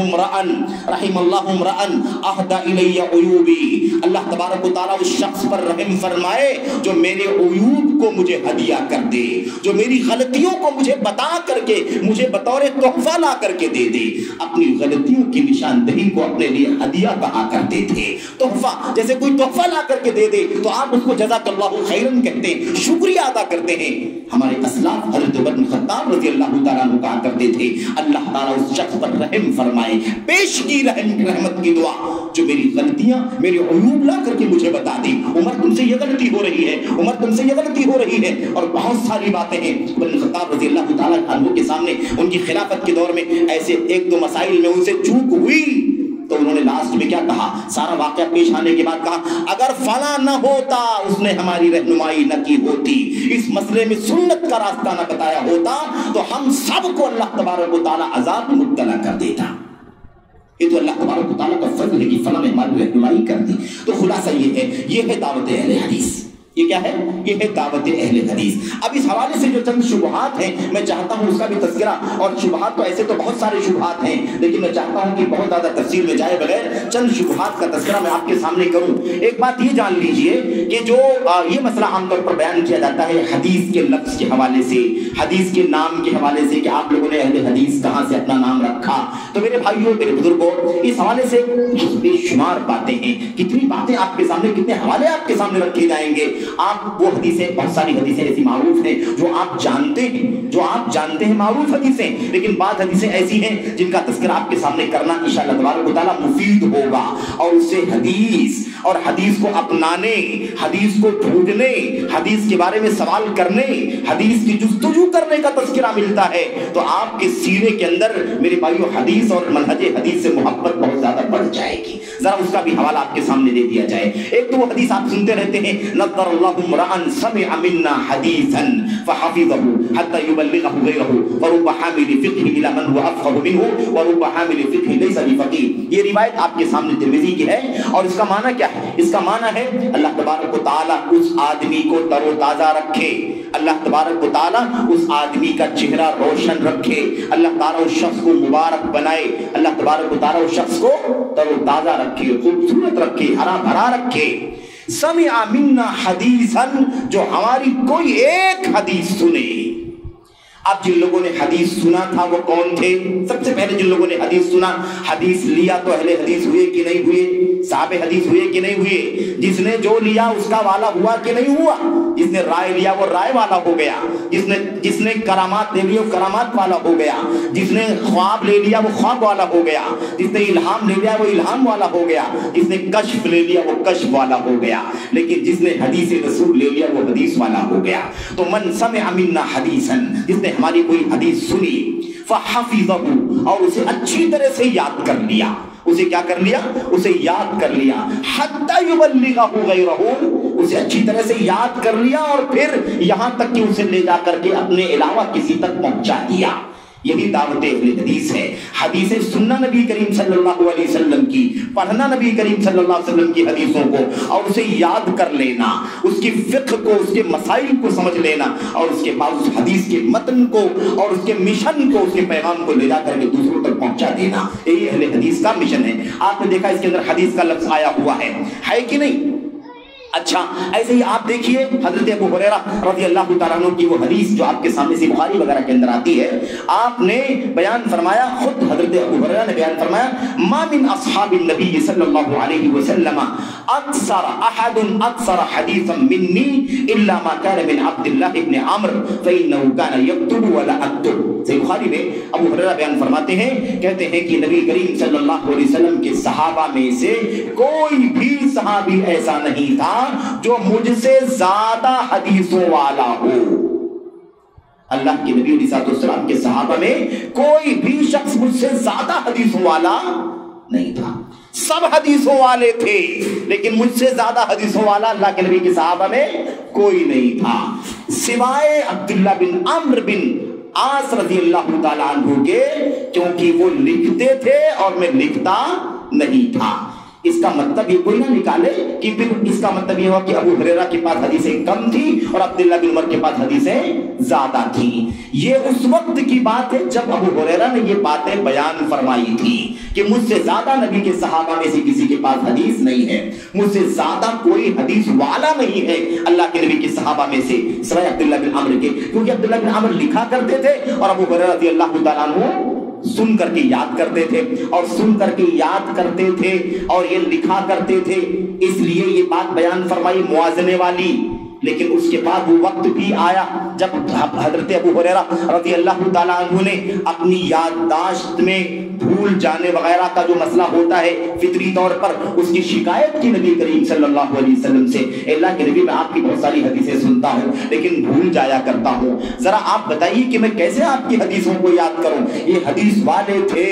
اہل الحدیث تھے، اصحاب الحدیث تھے، حدیثیں یاد کرتے تھے، ڈھونڈتے تھے، کثرت حدیث خوب سننا یاد کرنا، بھول جانے کا مسئلہ تھا۔ اللہ کے نبی بتائیے کہ میں کیا کروں؟ اللہ کے نبی نے فرمایا ابسط رداءک، ابو ہریرہ بھول جاتے ہو، اپنی چادر کو پھیلا دو، اور چادر ہی تھی ان کے پاس، دامن بھی نہیں تھا، کیونکہ وہ غریب صحابہ تھے، فقراء المسلمین، فقراء المسلمین تھے میرے بھائیوں، جن کو اللہ تبارک و تعالیٰ نے مقام عطا فرمایا۔ ابسط رداءک، چادر پھیلا دو، چادر کہتے ہیں فبسطت ردائی، میں نے اپنی چادر پھیلا دی۔ اللہ کے نبی علیہ السلام نے اپنی چلو سے یوں 2 مرتبہ 3 مرتبہ آپ نے میری چادر کی طرف کیا، اس وقت آپ نے فرمایا تم یا ابا ہریرہ، ابو ہریرہ اسے اکٹھا کر لو، اسے سمیٹ لو۔ کہتے ہیں میں نے سمیٹ لیا، فما نسیت شیئا بعد سمعته من رسول اللہ صلی اللہ علیہ وسلم، اس کے بعد سے جتنی بات میں نے سنی نبی کریم صلی اللہ علیہ وسلم کی زبان سے، اس میں سے کچھ بھی کبھی نہیں بھولا۔ تو جب بھولنے کا مسئلہ تھا تو لکھنے والا معاملہ زیادہ تیز تھا، لکھنے والا زیادہ حدیثوں کو اکٹھا کر لیا کرتا تھا، لیکن جب یہ دعا مل گئی ابو ہریرہ رضی اللہ تعالیٰ عنہ کو تو پھر حافظی کی تو کوئی حد نہیں، جو سنا از پر ہو گیا تو پھر کہاں سے کوئی بھول سکتا ہے؟ اور خود کہتے ہیں فما نسیت شیئا بعد، کبھی بھی کچھ بھی نہیں بھولا۔ اور یہی ابو ہریرہ رضی اللہ تعالیٰ عنہ، یہی تقلید کی نیرنگیاں ہیں، یہی تقلید کی میرے بھائیوں میں کیا بتاؤں آپ کو گلفشانیاں ہیں، جس کے نتیجے میں لوگوں نے ابو ہریرہ رضی اللہ تعالیٰ عنہ کے بارے میں کہا کہ یہ یاد تو بہت کرتے تھے لیکن سمجھتے نہیں تھے اللہ کے نبی کی حدیث، فقیہ تھے نہیں، سنتے تھے کثرت سے، خوب یاد تھی ان کو، لیکن فقیہ نہیں تھے، حدیث کی فقہ نہیں تھی۔ میرے بھائیوں، حافظ ذہبی نے تفصیل سے لکھا ہے کہ خلفائے کرام کے زمانے میں میرے بھائیوں صرف پانچ بڑے بڑے صحابہ کرام فتویٰ دینے کا مقام رکھتے تھے، ان 5 صحابہ میں سے ایک نام ابو ہریرہ رضی اللہ تعالیٰ عنہ کا تھا۔ بتائیے پوری امت میں اگر کوئی چند 5 فقہا ہو اور ان میں سے ایک ابو ہریرہ ہو تو کیا بغیر فقہ جو فتویٰ دیا کرتے تھے؟ تو بہرحال یہ سب الزامات ہیں اور یہ سب باتیں بھی الگ ہیں کہ صحابہ کے سلسلے میں کس طرح کی گستاخیوں کے جملے، گستاخیوں کی باتیں لوگوں نے اپنی کتابوں کے اندر لکھی۔ بہرحال یہ بات آپ کے سامنے آ گئی۔ یہاں پر میں ایک بات اور آپ کے سامنے عرض کر دیتا ہوں، ایک حدیث اور، پھر اس کے بعد یہ مسئلہ ختم ہو جائے گا کہ اہل حدیث کیوں ہیں۔ اب یہ ابو ہریرہ اہل حدیث ہیں، عبداللہ بن عمر اہل حدیث ہیں، اور ایسے ہی سارے صحابہ۔ کیا کہا؟ کوئی بھی اللہ کے نبی کے صحابہ میں مجھ سے زیادہ حدیثوں والا نہیں تھا۔ تو سارے صحابہ حدیثوں والے تھے لیکن مجھ سے زیادہ حدیثوں والا کوئی نہیں تھا۔ یہ ابو ہریرہ کی زبان ہے رضی اللہ تعالیٰ عنہ۔ اور اس کے بعد میں آپ کو بتاؤں، یہی ابو ہریرہ ہیں، روایت کرتے ہیں، کہتے ہیں کہ سألت رسول اللہ صلی اللہ علیہ وسلم، میں نے اللہ کے نبی علیہ السلام سے پوچھا، من اسعد الناس بشفاعتک یا رسول اللہ، اے اللہ کے رسول، آپ کی سفارش کا، آپ کی شفاعت کا سب سے زیادہ حقدار، سعادت مند کل قیامت کے دن کون ہوگا؟ آپ کی سفارش کا سب سے زیادہ سعادت مند کل قیامت کے دن کون ہوگا؟ یعنی آپ کی سفارش کس کو نصیب ہوگی؟ اللہ کے نبی علیہ السلام نے فرمایا، لقد ظننت یا ابا ہریرہ الا يسألنی عن هذا الحدیث احد اول منک۔ اللہ کے نبی نے فرمایا، یقین تھا مجھے ابو ہریرہ یقین تھا، گمان تھا، یقین کے معنی میں کہتے مجھے یقین تھا کہ اس حدیث کے بارے میں تم سے پہلے مجھ سے کوئی اور سوال نہیں کرے گا۔ یہ حدیث سب سے پہلے اس سے کون پوچھے گا؟ سب سے پہلے مجھے یقین تھا کہ یہ سوال تم کرو گے، تم ہی کرو گے، تم سے پہلے کوئی اس حدیث کے بارے میں مجھ سے نہیں پوچھے گا۔ تو آپ نے کیا فرمایا تھا؟ لا یسألنی عن ھذا الحدیث، اس حدیث کے بارے میں مجھ سے تم سے پہلے کوئی اور نہیں سوال کرے گا۔ اس کے بعد اللہ کے نبی نے جواب دیا، آپ نے فرمایا، کہتے کیوں؟ اس لیے لما رأیت من حرصک علی الحدیث، کیونکہ میں دیکھتا ہوں، میں جانتا ہوں کہ تم حدیث کے بہت لالچی ہو، بہت شوقین ہو، بڑا جذبہ رکھتے ہو، بڑی تڑپ رکھتے ہو حدیث رسول کو ڈھونڈنے، تلاش کرنے اور پوچھنے کے سلسلے میں۔ تو یہ اہل حدیث تھے کہ نہیں تھے؟ یہ اہل حدیث تھے، اسی لیے ان کے راستے پر ہم چلتے ہیں، چلنے کی دعوت دیتے ہیں۔ یہی دعوت اہل حدیث ہے کہ سب حدیث والے بن جاؤ، سب حدیث والے بن جاؤ، یہی دعوت اہل حدیث ہے۔ حتیٰ کہ اہل حدیث کی دعوت تو یہ بھی ہے کہ اگر آپ ان ائمہ اربعہ سے اپنی نسبت جوڑتے ہیں اور اپنے آپ کو ان ائمہ میں سے کسی کی طرف منسوب کر کے اگر اپنے آپ کو حنفی کہتے ہیں، یا مثال کے طور پر مالکی کہتے ہیں، یا اپنے آپ کو شافعی کہتے ہیں، یا آپ کو حنبلی کہتے ہیں، اور ان تمام ائمہ پر اللہ تبارک و تعالیٰ کی رحمت ہو، رضوان ہو، اگر آپ نسبت کرتے ہیں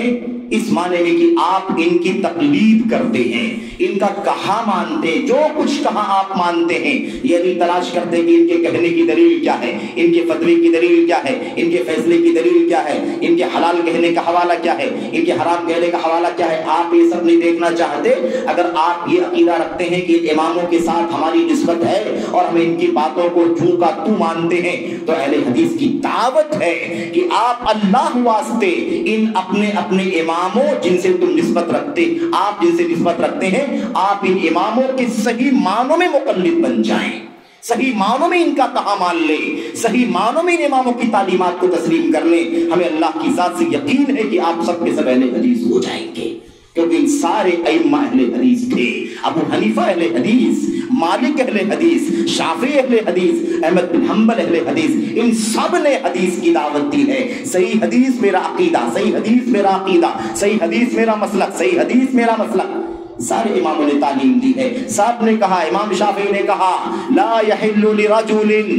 کسی آدمی کے لیے حلال نہیں ہے، من استبانت لہ سنت رسول اللہ صلی اللہ علیہ وسلم ان یدعها لقول احد کائنا من کان، اس کے سامنے اللہ کے نبی کی سنت واضح ہو جائے، آپ کا فرمان نہ جائے، آپ کا قول آ جائے، کسی آدمی کے لیے حلال نہیں ہے کہ کسی کے قول کی بنیاد پر اسے چھوڑ دے، چاہے وہ کوئی بھی ہو۔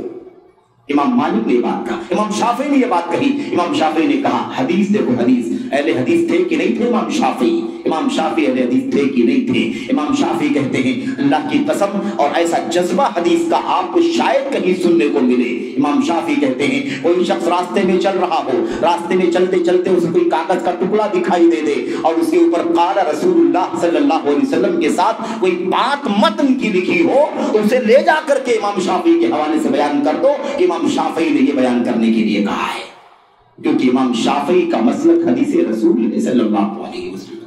یہ تعلیم ہے اماموں کی، اور یہی بات سارے اماموں نے کہی اور کہنا چاہیے بھی۔ یہ امامت کا مقام جو اللہ نے انہیں عطا فرمایا ہے، اسی لیے عطا فرمایا ہے کہ وہ سنت کے شیدائی تھے، حدیثوں کے متوالے تھے، اللہ کے نبی کے قول و فعل کے دیوانے تھے، اس کے سامنے اپنی بات پیش کریں، تصور بھی نہیں کیا جا سکتا ہے۔ دیوار پہ مارنے کے لیے کہا، دیوار پر مار دیا کرو، یہ ان ائمہ کی تعلیم ہے۔ اور اگر اللہ نہ کرے اگر یہ کام ان کا ہوتا کہ وہ اپنی ذات کی طرف بلاتے،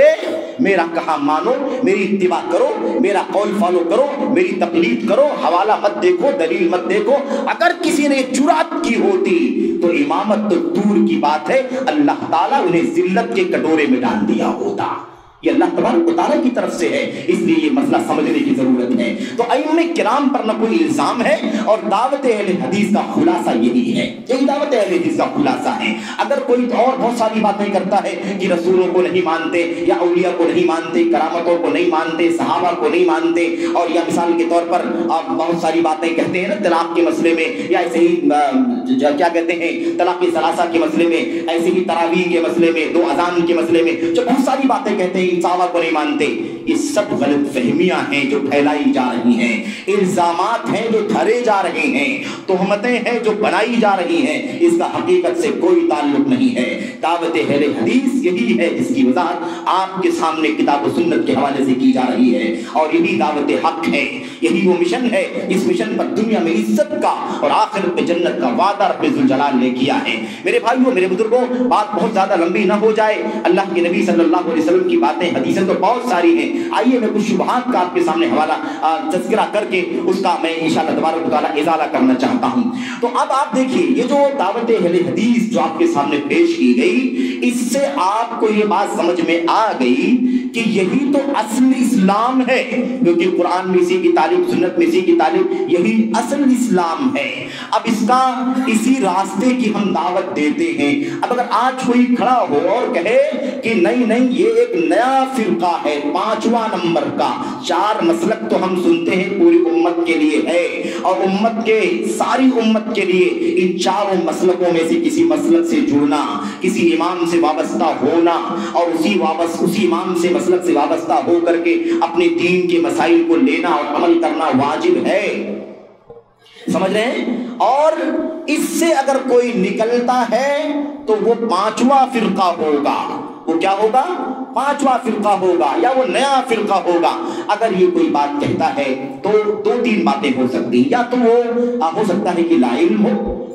اسے پتا نہ ہو کہ یہ بات جو کہہ رہا ہے وہ صحیح ہے نا، اسے پتا نہیں ہے، وہ لا علمی کی بات کہہ رہا ہے۔ اور یا تو ایسا ہو سکتا ہے کہ اس کے اندر تعصب ہو، حق دھرمی ہو اس کے یہاں، وہ جانتا ہو، لیکن عصبیت جو کبھی انسان کے دل میں ہوتی ہے نا، اس کی بنیاد پر اس طرح کی بات کہتا ہے۔ اور یا تو ایسا بھی ہو سکتا ہے کہ وہ غبی اور نادان ہو، کچھ سمجھتا ہی نہ ہو کہ کیا کہہ رہا ہے، کیوں کہہ رہا ہے، ایسا بھی ہو سکتا ہے۔ کیوں؟ اس لیے کہ اہل حدیث کی بات آپ کے سامنے پیش کی گئی، اس کی دعوت کی حقیقت آپ کے سامنے بیان کی گئی۔ یہ دعوت اصل اسلام ہے، اس کے سوا اسلام کیا ہے کوئی بتائے۔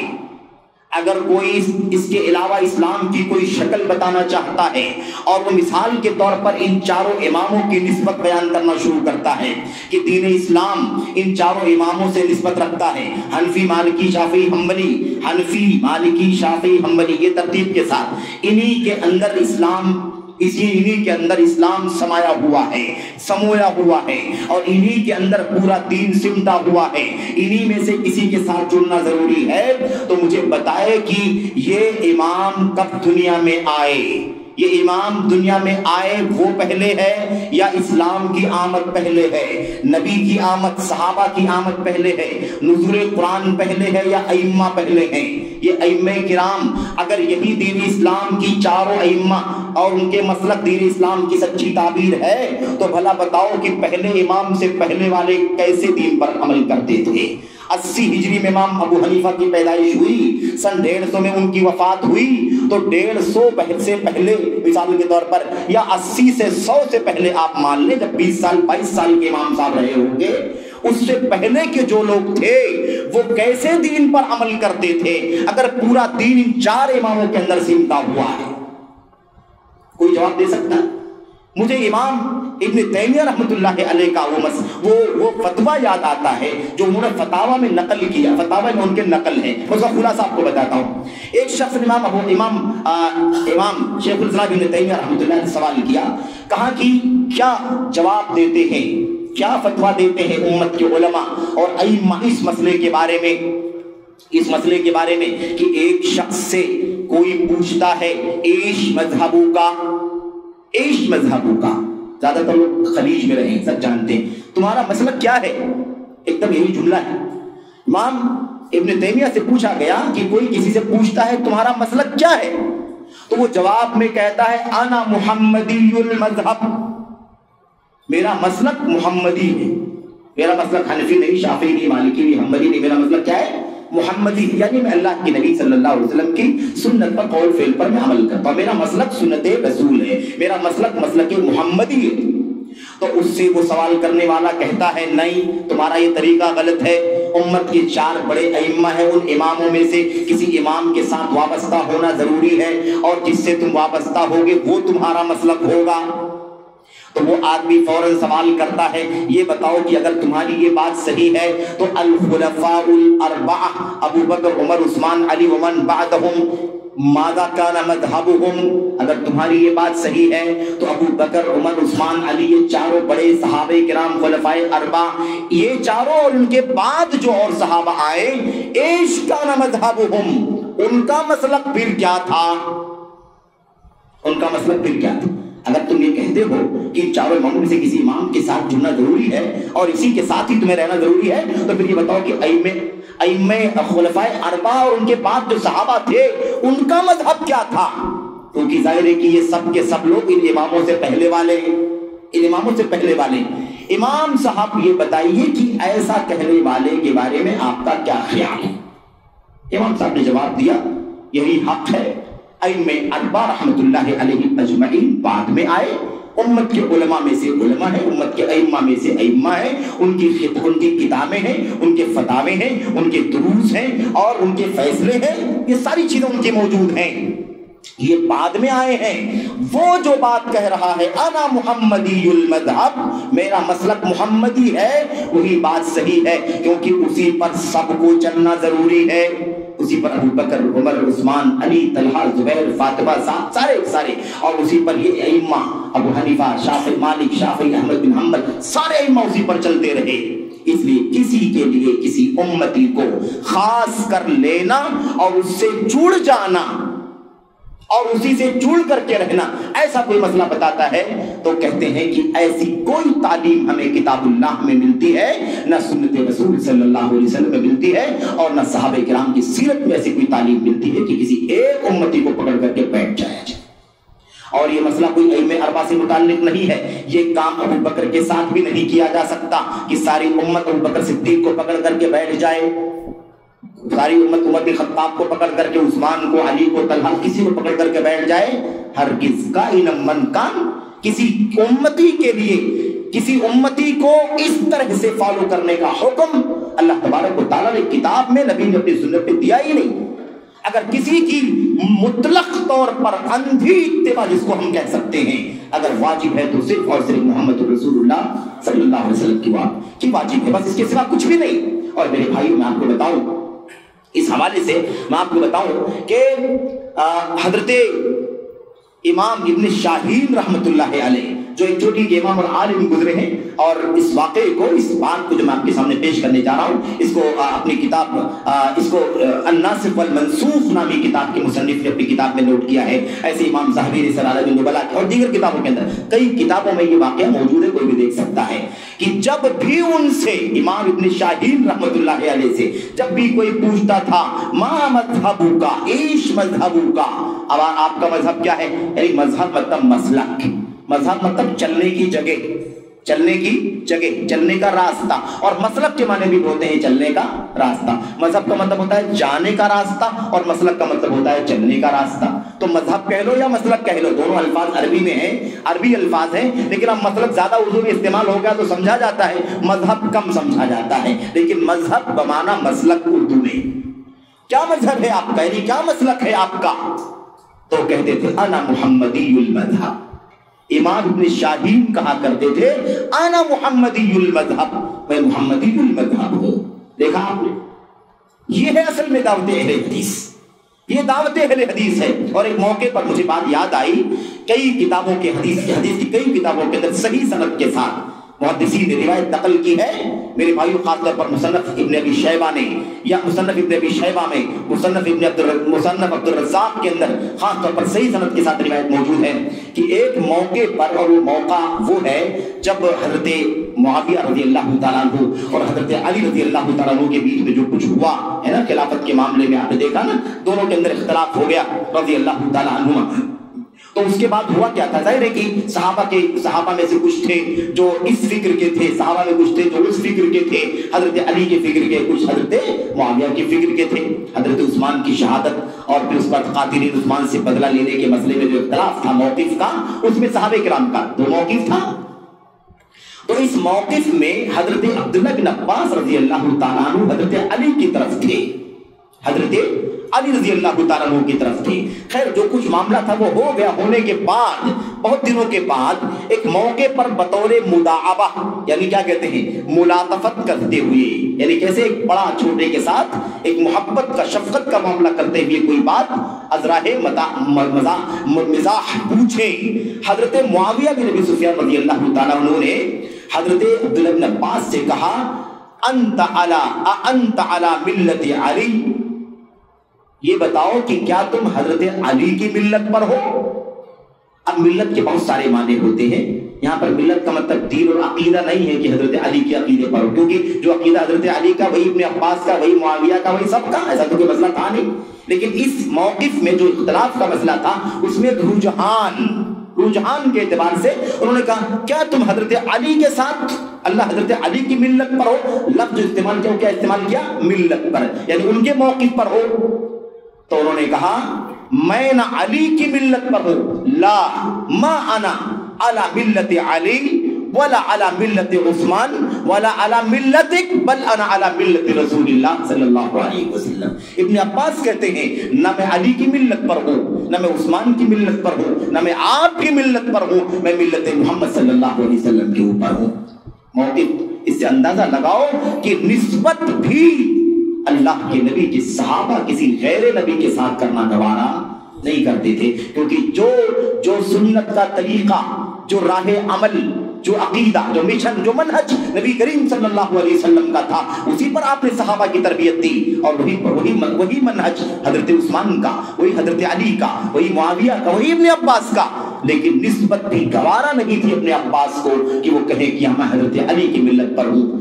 بلکہ کیا کہا، نہ میں علی کی ملت پر ہوں، نہ میں آپ کی ملت پر ہوں، نہ عثمان کی ملت پر ہوں، انا علی ملتی علی بن ابی طالب، انا علی ملت رسول اللہ صلی اللہ علیہ وسلم۔ تو یہ ہے اصل میں کہ اتنا بھی گوارا نہیں تھا کہ کوئی نسبت اپنے نام کے ساتھ غیر نبی کی جوڑ سکیں، اتنی بھی انہیں بات برداشت نہیں تھی۔ تو میرے بھائیو خلاصہ کلام یہ ہے کہ جو باتیں بیان کی جاتی ہیں اور اس حوالے سے جو بات کہی جاتی ہیں وہ بڑی عجیب و غریب ہیں۔ تو اہل الحدیث، ہمارے بہت سارے بھائی کہتے ہیں کہ قرآن اللہ کے نبی صلی اللہ علیہ وسلم نے حدیث میں بیان فرمایا ہے کہ امت کے 73 فرقے ہو جائیں گے اور 73 میں سے 72 جہنم میں جائیں گے، ایک فرقہ جنت میں جائے گا۔ تو حدیث سے تو معلوم پڑتا ہے کہ جو فرقہ جنت میں جائے گا وہ فرقہ ہے، وہ فرقہ ہے 73 میں سے ایک ہے کہ نہیں ہے، اس میں کوئی شک نہیں کہ 73 میں سے وہ کیا ہے، ایک ہے، اور اس اعتبار سے ایک پارٹ تو ہے ہی ہے، وہ اس ناحیے سے تو فرقہ ہے۔ لیکن بات سمجھنے کی ہے، ہم کہتے ہیں اہل حدیث کوئی فرقہ نہیں ہے، اس کا مطلب کیا ہوتا ہے؟ اس کا مطلب یہ ہوتا ہے کہ کوئی نیا راستہ نکالنے والا قرآن کو چھوڑ کر کے کسی اور چیز پر چلے گا، سنت کو چھوڑ کر کے کسی امتی کو آگے بڑھائے گا، کسی اور مشن پر، کسی اور منہج پر چلے گا، کسی اور کو اپنا اگوا اور پیشوا مانے گا، یہ وہ اہل حدیث ایسا کوئی فرقہ نہیں ہے۔ اہل حدیث جو فرقہ حدیث کے اندر بن رہا ہے اس کی حیثیت، اس کی نوعیت ذرا سمجھو، اس کی نوعیت ذرا سمجھو میرے بھائیوں۔ ایک ہے اصل مشن، جس اصل مشن پر آپ قائم ہیں، اور اسی اصل مشن پر بعد میں آنے والوں کو بھی قائم رہنا چاہیے، لیکن آپ تو قائم ہیں اور آپ کے ساتھ بہت سارے لوگ جڑے، ان میں سے سب ملا کر کے 72 ایسی ٹولیاں ہو گئی جو الگ الگ راستے پر چلی گئی، لیکن آپ جو 73ویں تھے، جس راستے پر آپ چل رہے تھے اسی راستے پر آپ چلتے رہے۔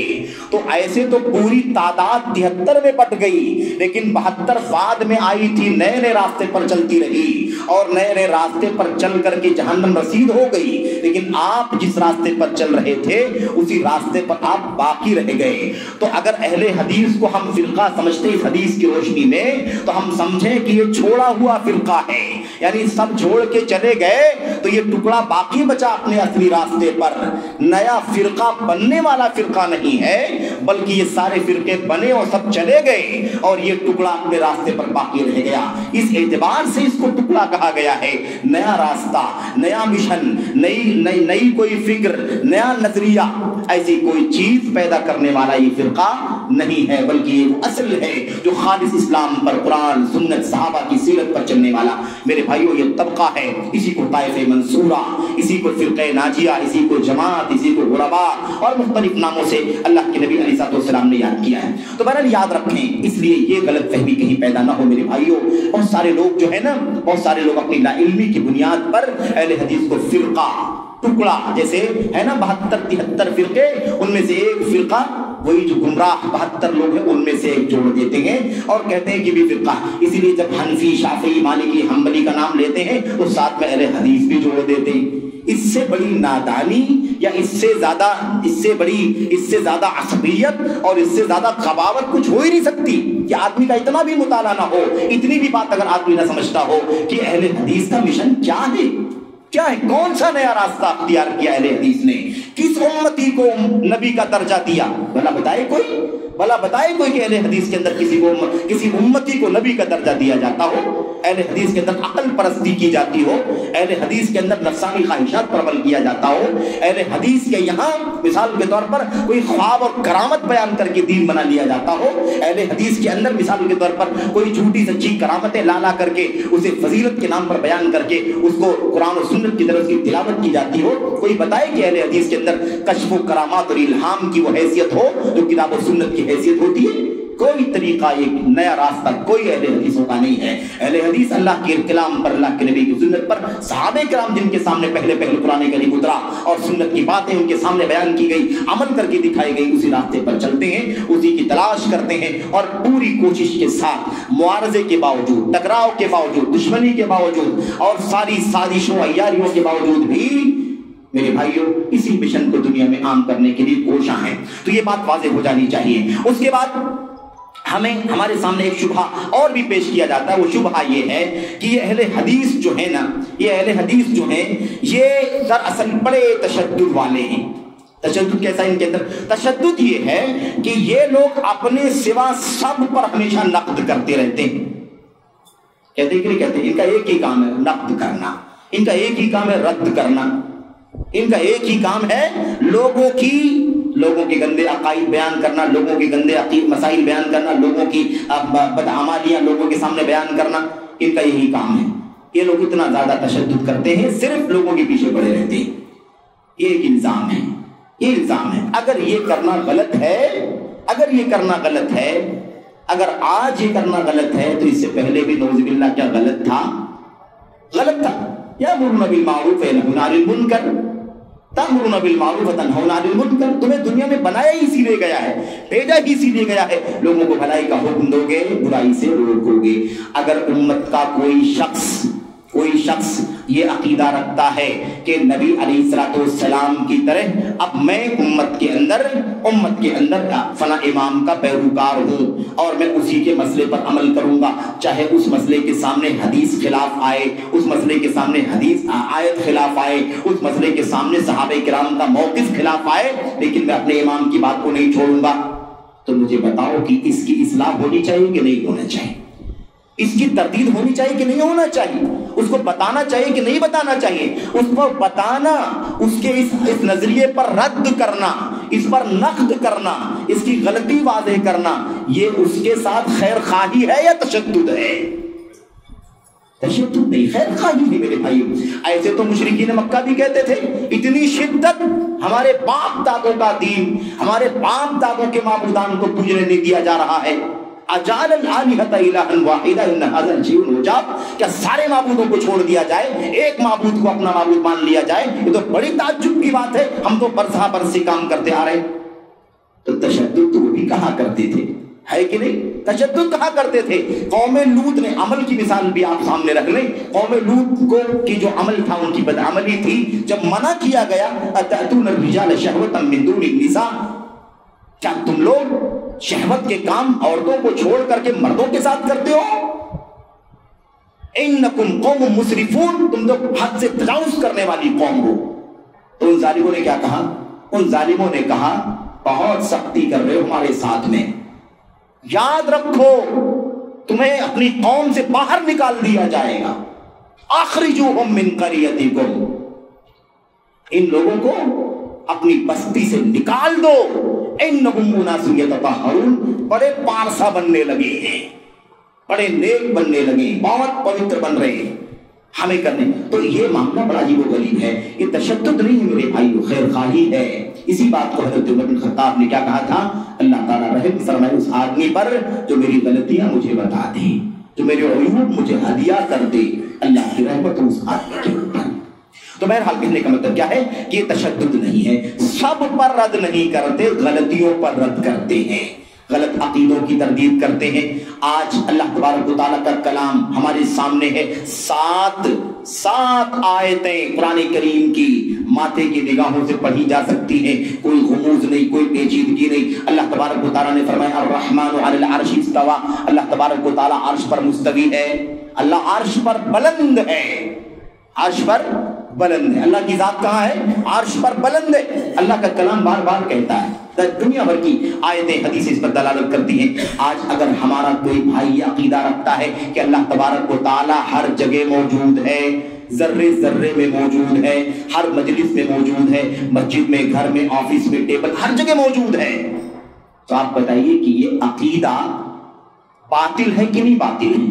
गंदा है कि नहीं गंदा है, गलत है कि नहीं गलत है। तो इसकी इस्लाह करनी चाहिए कि नहीं करनी चाहिए, इस पर नक़्द होना चाहिए कि नहीं होना चाहिए, इसकी तरदीद होनी चाहिए कि नहीं होनी चाहिए। मेरे भाइयों, अल्लाह ताला हर जगह नहीं है, अल्लाह की ज़ात अर्श पर मुस्तवी है, कमा यलीक़ु बि जलालिही व अज़मतिही, जैसे उसकी शान है, वो जानता है कैसे बुलंद है। लेकिन हम जानते हैं, अल्लाह ने फरमाया है कि अल्लाह अर्श पर बुलंद है, इसलिए उसको अपनी मजलिस में कहाँ लाते हो, कहाँ किधर रखते हो कि अल्लाह हमारे बीच में है, हमारे टेबल पे है, हमारी मजलिस में है, हमारे बेडरूम में, हर जगह। कहाँ से तुम कैसा अकीदा रखते हो? मेरे भाइयों, अकीदा बातिल है। अल्लाह तबारक व तआला का इल्म, अल्लाह की इत्तिला, अल्लाह की समात, अल्लाह की बसारत, अल्लाह की रुबूबियत की खूबियां पूरी मखलूकात को मुहीत है, इससे किसी को इनकार नहीं है। लेकिन अल्लाह अपनी जात के साथ अर्श पर मुस्तवी है। अब इसको कोई कहता है कि इसमें कौन सी बड़ी बात है, अल्लाह तबारक व तआला के बारे में इतनी ज्यादा बहस करने की जरूरत क्या है? अल्लाह ताला अर्श पर हो या कहीं भी हो, उसकी मर्जी है, दुनिया कायनात उसकी है। मेरे भाइयों, अकीदे का मसला, अपने रब के बारे में हम नहीं जानते कि हमारा रब कहाँ है। क्या हमें नहीं मालूम होना चाहिए अपने अल्लाह के कलाम की रोशनी में, नबी के फरमान की रोशनी में, कि अल्लाह तबारक व तआला कहाँ है, जात के साथ कहाँ है, अपने रुबूबियत की सिफात के साथ कहाँ है, हमें जानना चाहिए कि नहीं जानना चाहिए? तो अगर इसकी तरदीद करते हैं तो लोग कहते हैं तशद्दुद करते हैं, इमामों से मना करते हैं कि इमामों का एहतराम करो, इमामों का अदब करो, उनकी किताबों से, फतवों से, फैसलों से फायदा उठाओ, मुताला करो, अपने मसाइल को जानने के लिए, उसकी हकीकत तक पहुंचने के लिए उनके इल्म की रोशनी से फायदा उठाओ। लेकिन कोई बात उनकी नबी की सुन्नत के खिलाफ हो, आंख बंद करके मानने का अकीदा छोड़ दो, क्योंकि ये ईमान नहीं है, ये दीन नहीं है, ये सुन्नत नहीं है, ये मुसलमानियत नहीं है, ये गुनाह का काम है, जुर्म है ये। तुमने खैर नबी को नबी का मकाम दे दिया। तो लोग कहते हैं शिद्दत बरतते हैं, तकलीद की बुराई करते हैं, तकलीद, हम अपने इमामों का मकाम और हमारे इमामों की तनकीद। अब वो कहते हैं कि इमामों की तनकीद करते हैं आप, इमामों की कोई तनकीद नहीं है, यही इमामों की तालीम, यही इमामों की तालीम है, इसलिए इसमें कोई ऐब की बात नहीं है, इसलिए बात समझने की है। आइए मैं एक दो बातें और आपके सामने जो शुबहात की हूँ आपके सामने पेश करके फिर इंशाअल्लाह तबारक व तआला बात को मैं क्लोज करता हूँ, खत्म करता हूँ। चौथा मसला, एक चौथा शुबहा और पेश किया जाता है, वो ये कहा जाता है कि ये लोग अइम्मे अरबा की मुखालफत करते हैं, जबकि अइम्मे अरबा की तकलीद पर उम्मत का इजमा हो चुका है।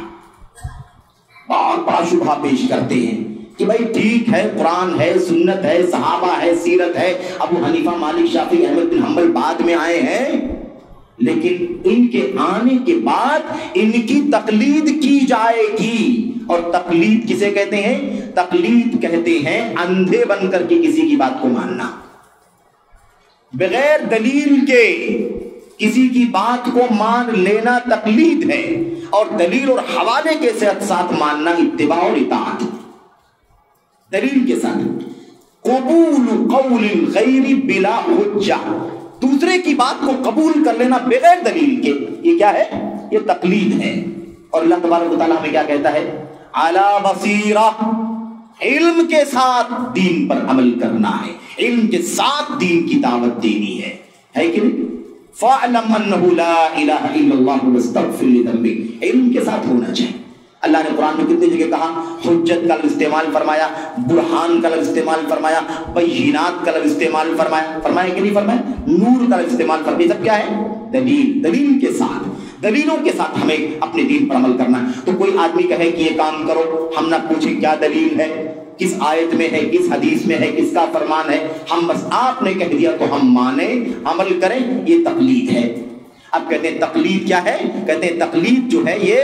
اس پر اجماع ہو چکا ہے. اجماع کسے کہتے ہیں؟ یعنی ساری امت اس بات پر متفق ہے،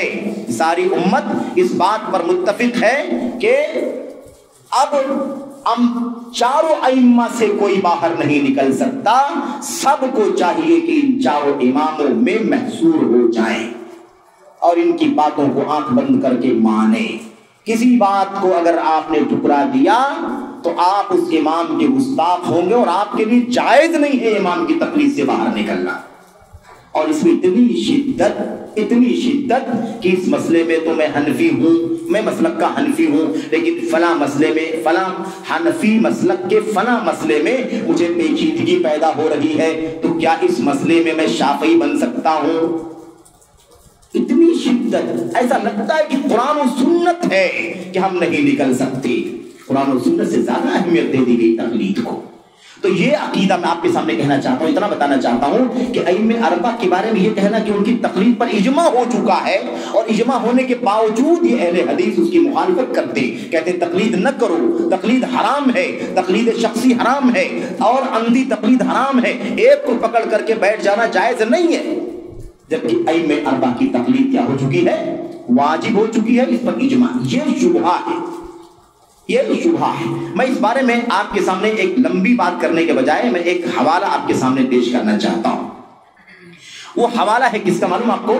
امام علامہ شنقیطی رحمۃ اللہ علیہ کا. علماء جانتے ہیں علامہ شنقیطی رحمۃ اللہ علیہ کی 9 جلدوں میں، بہت ساری کتابیں ہیں لیکن 9 جلدوں میں تفسیر کی کتاب ہے، اضواء البیان فی تفسیر القرآن بالقرآن. اضواء البیان، قرآن کی تفسیر قرآن کے ذریعے سے، قرآن کی تفسیر قرآن کی آیات کے ذریعے سے. اس کے اندر اس کتاب کے اندر وہ لکھتے ہیں، اور یہ بات اچھی سے سمجھ لو، کہتے ہیں جس تقلید کے بارے میں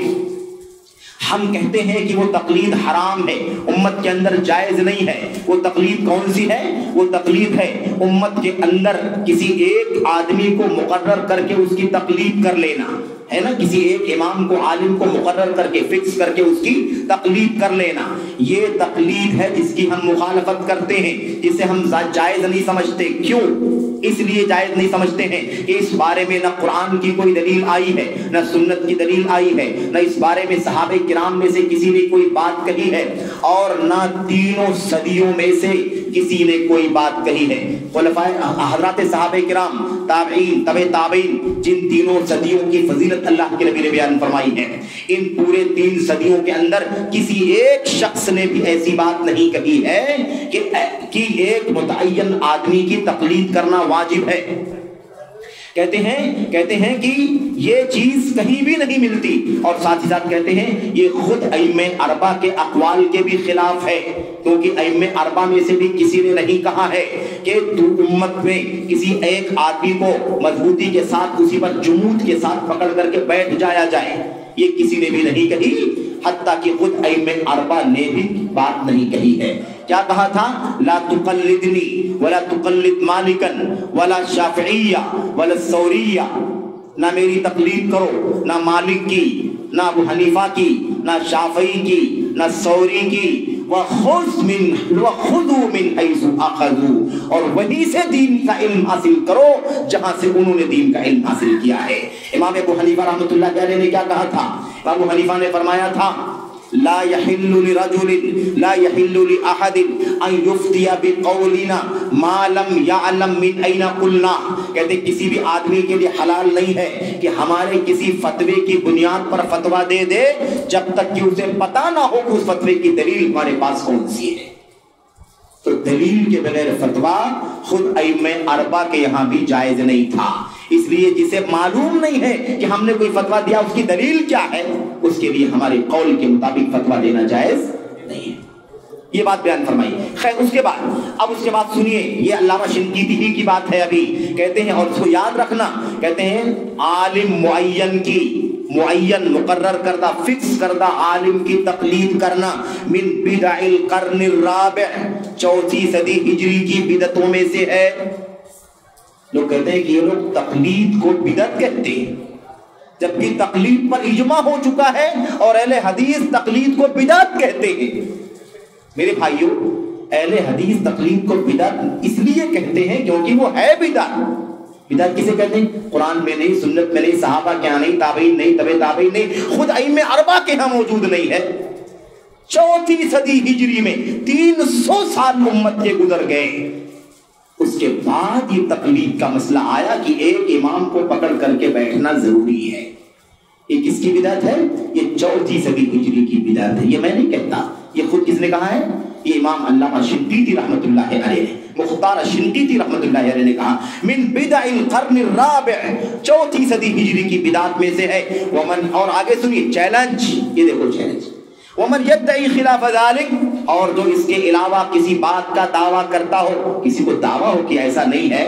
اس کے علاوہ کا دعویٰ کرتا ہو، کہتے ہیں فَلْيُعَيِّن لَنَا رَجُلًا وَاحِدًا مِنَ الْقُرُونِ الثَّلَاثَةِ الْأُوَّلِ،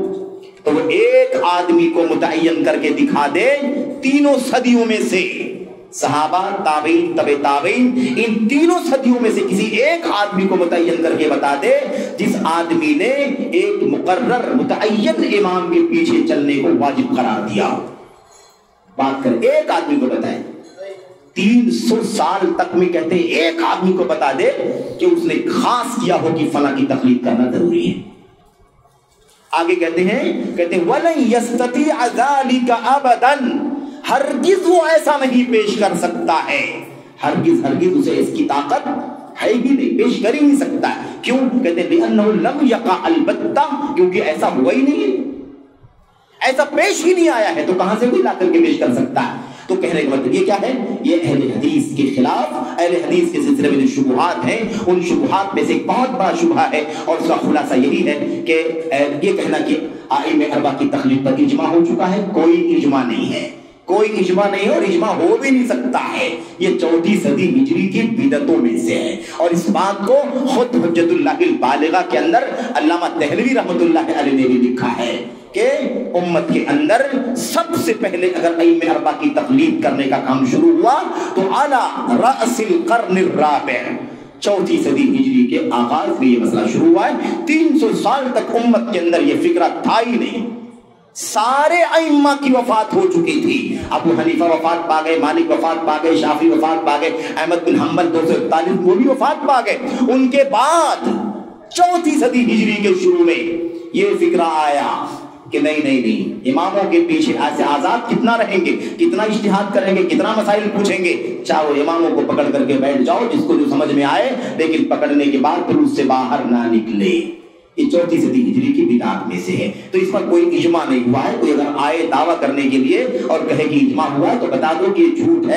جھوٹ ہے. اور اجماع کسے کہتے ہیں؟ آج کوئی اگر باطل پر اکٹھا ہو جائے تو کیا اس کو اجماع کہا جائے گا؟ صحابہ، تابعین، تبع تابعین کی زندگیوں میں تھا اجماع؟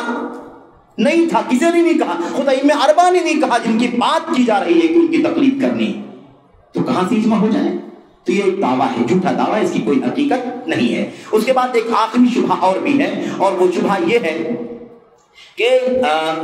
ہمیں اسلام کی دعوت دینی ہے. اور اسلام، اچھا بات چل رہی تھی نا ائمہ اربعہ کی بات جو چل رہی تھی، اس حوالے سے امام ابن تیمیہ رحمۃ اللہ علیہ کی وہ بات آپ کو یاد رہنی چاہیے جس میں انہوں نے کہا تھا کہ مذہب اہل سنت والجماعت قدیم، مذہب السلف قدیم، اہل سنت والجماعت کا مذہب، ان کا مسلک، ان کا طریقہ پرانا ہے.